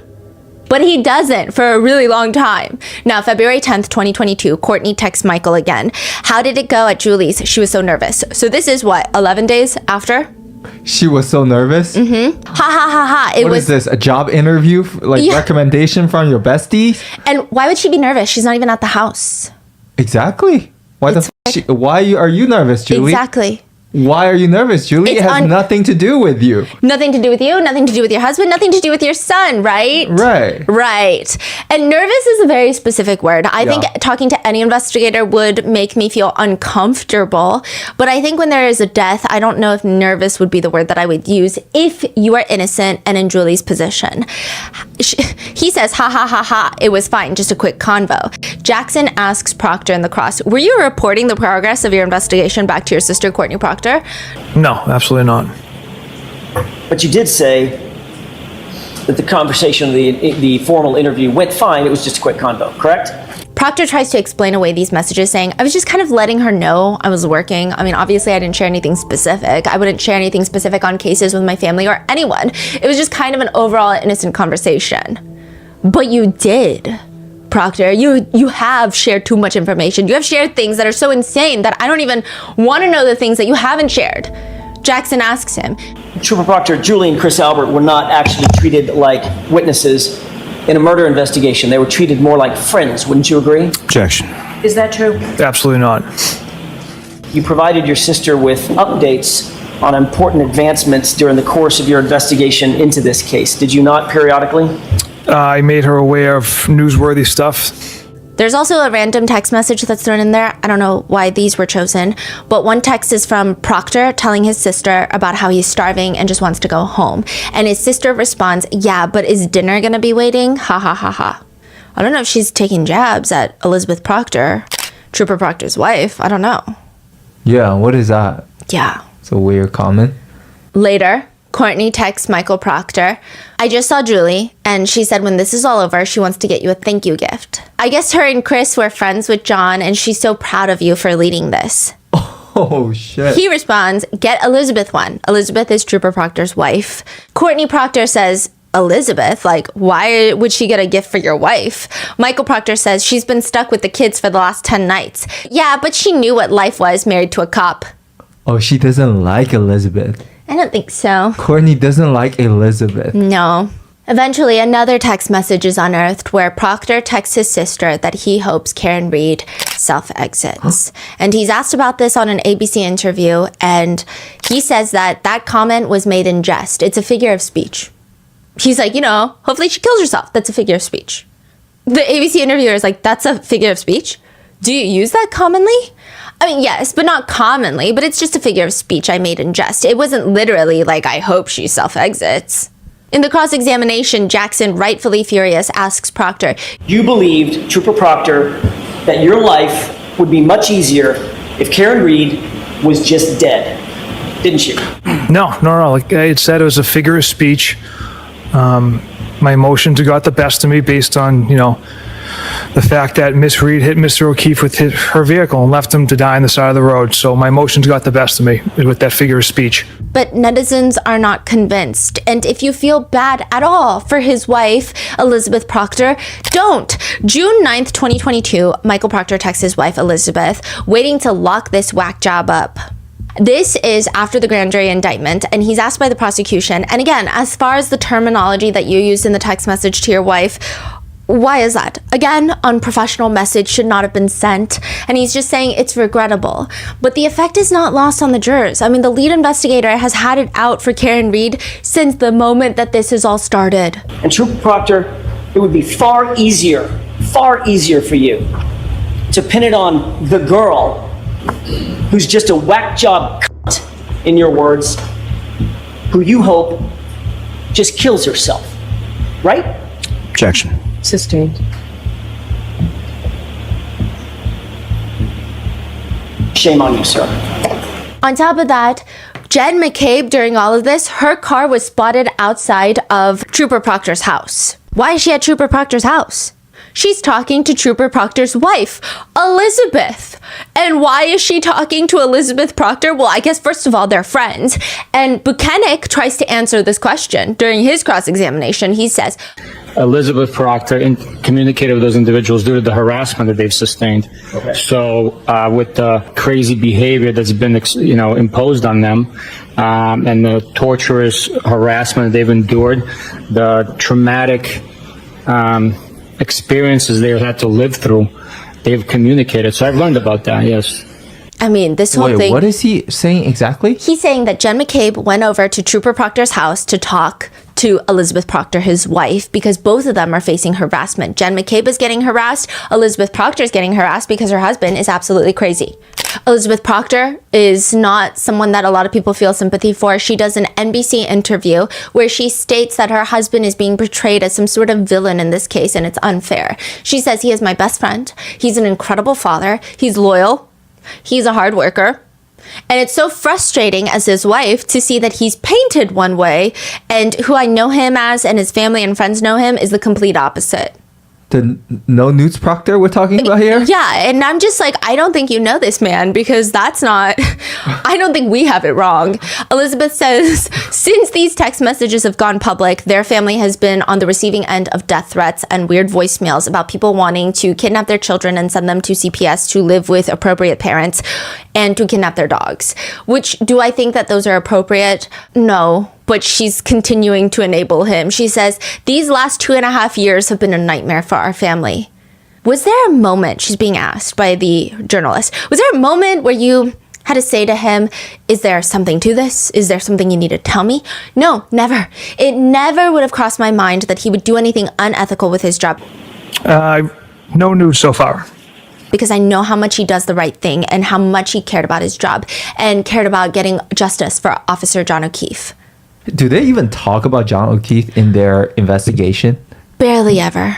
Right? Like, I feel like none of them... And that's why Karen Reed said something that pissed off a lot of people, including John O'Keefe's family. Mm-hmm. But outside the courthouse one day, she says, nobody has been fighting harder for justice for John O'Keefe than I have.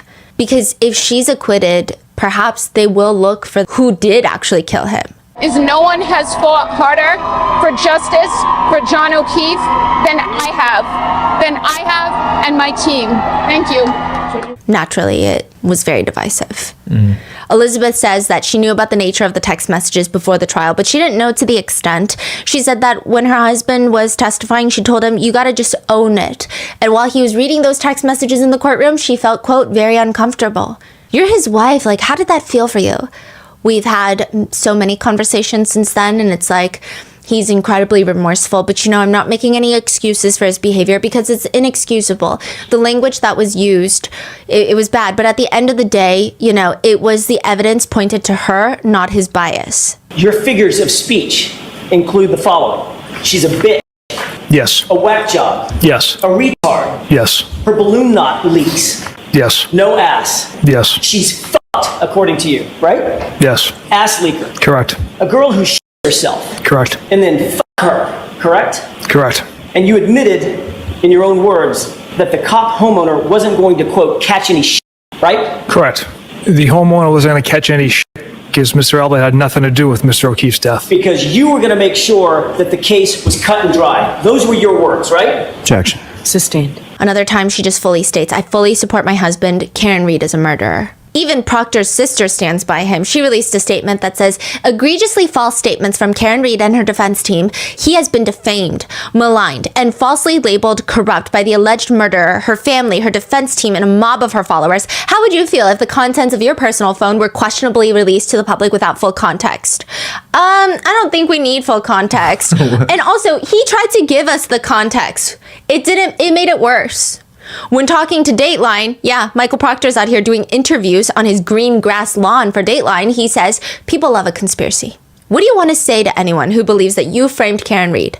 Because it did not happen. I would never do something like that. And then on ABC, because it's a press tour now, he says, I 100% understand why people would think that any case that I've touched is a little weird. But when you have a fellow police officer around my age, 2 kids of his own, it generates an emotion. And I express those emotions in a negative way, which I shouldn't have. I shouldn't have been texting my friends anything. The Proctor couple later would argue, I would ask, what's in your phone? What's in your private phone? Your personal phone? Your private conversations? And I would answer, not that. That's definitely not in there at all, or anything similar to that. That's for sure. Whatever was on his phone had to get the FBI involved. Yeah. So I would say definitely not that. One criminal justice professor comments on this case. When the FBI steps in, that's usually an indication that they are in possession of some information that is extremely damaging to the law enforcement agencies involved. And that leaves people wondering, are they going to investigate D&E Pizza, the FBI? People are commenting reviews for D&E Pizza. One review reads, I was talking about how bad the food was, and the service wasn't what I had hoped it would be. The ambiance wasn't worth writing home about. Speaking about homes, Colin was never in the house. Others emphasize some of Albert's Boston accents, writing, chicken parm was cold and mediocre at best. Owner was very rude and called me a loser when I asked for it to be reheated. Someone asked for a salad with a side of sidebar. So I'm convinced I've never heard a Boston accent until this case.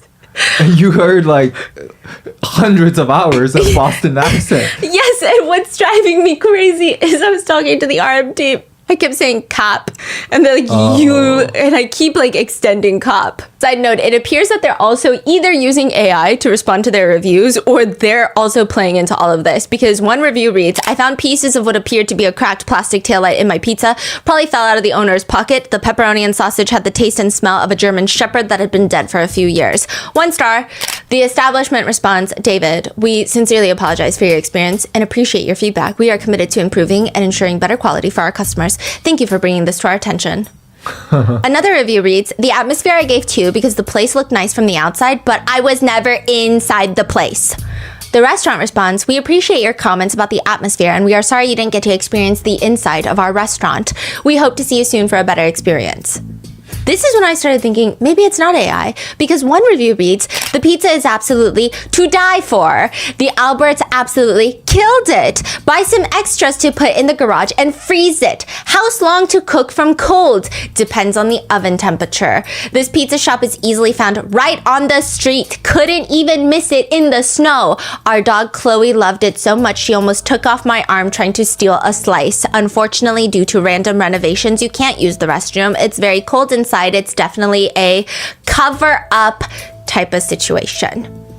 To which the restaurant responds, thanks a lot, Peter. So glad you loved the pizza and that Chloe enjoyed it too. Laughing, crying emoji. We'll definitely keep your feedback in mind about the restroom situation. Come back anytime for more delicious slices. That is wild. I'm thinking AI did not write that one.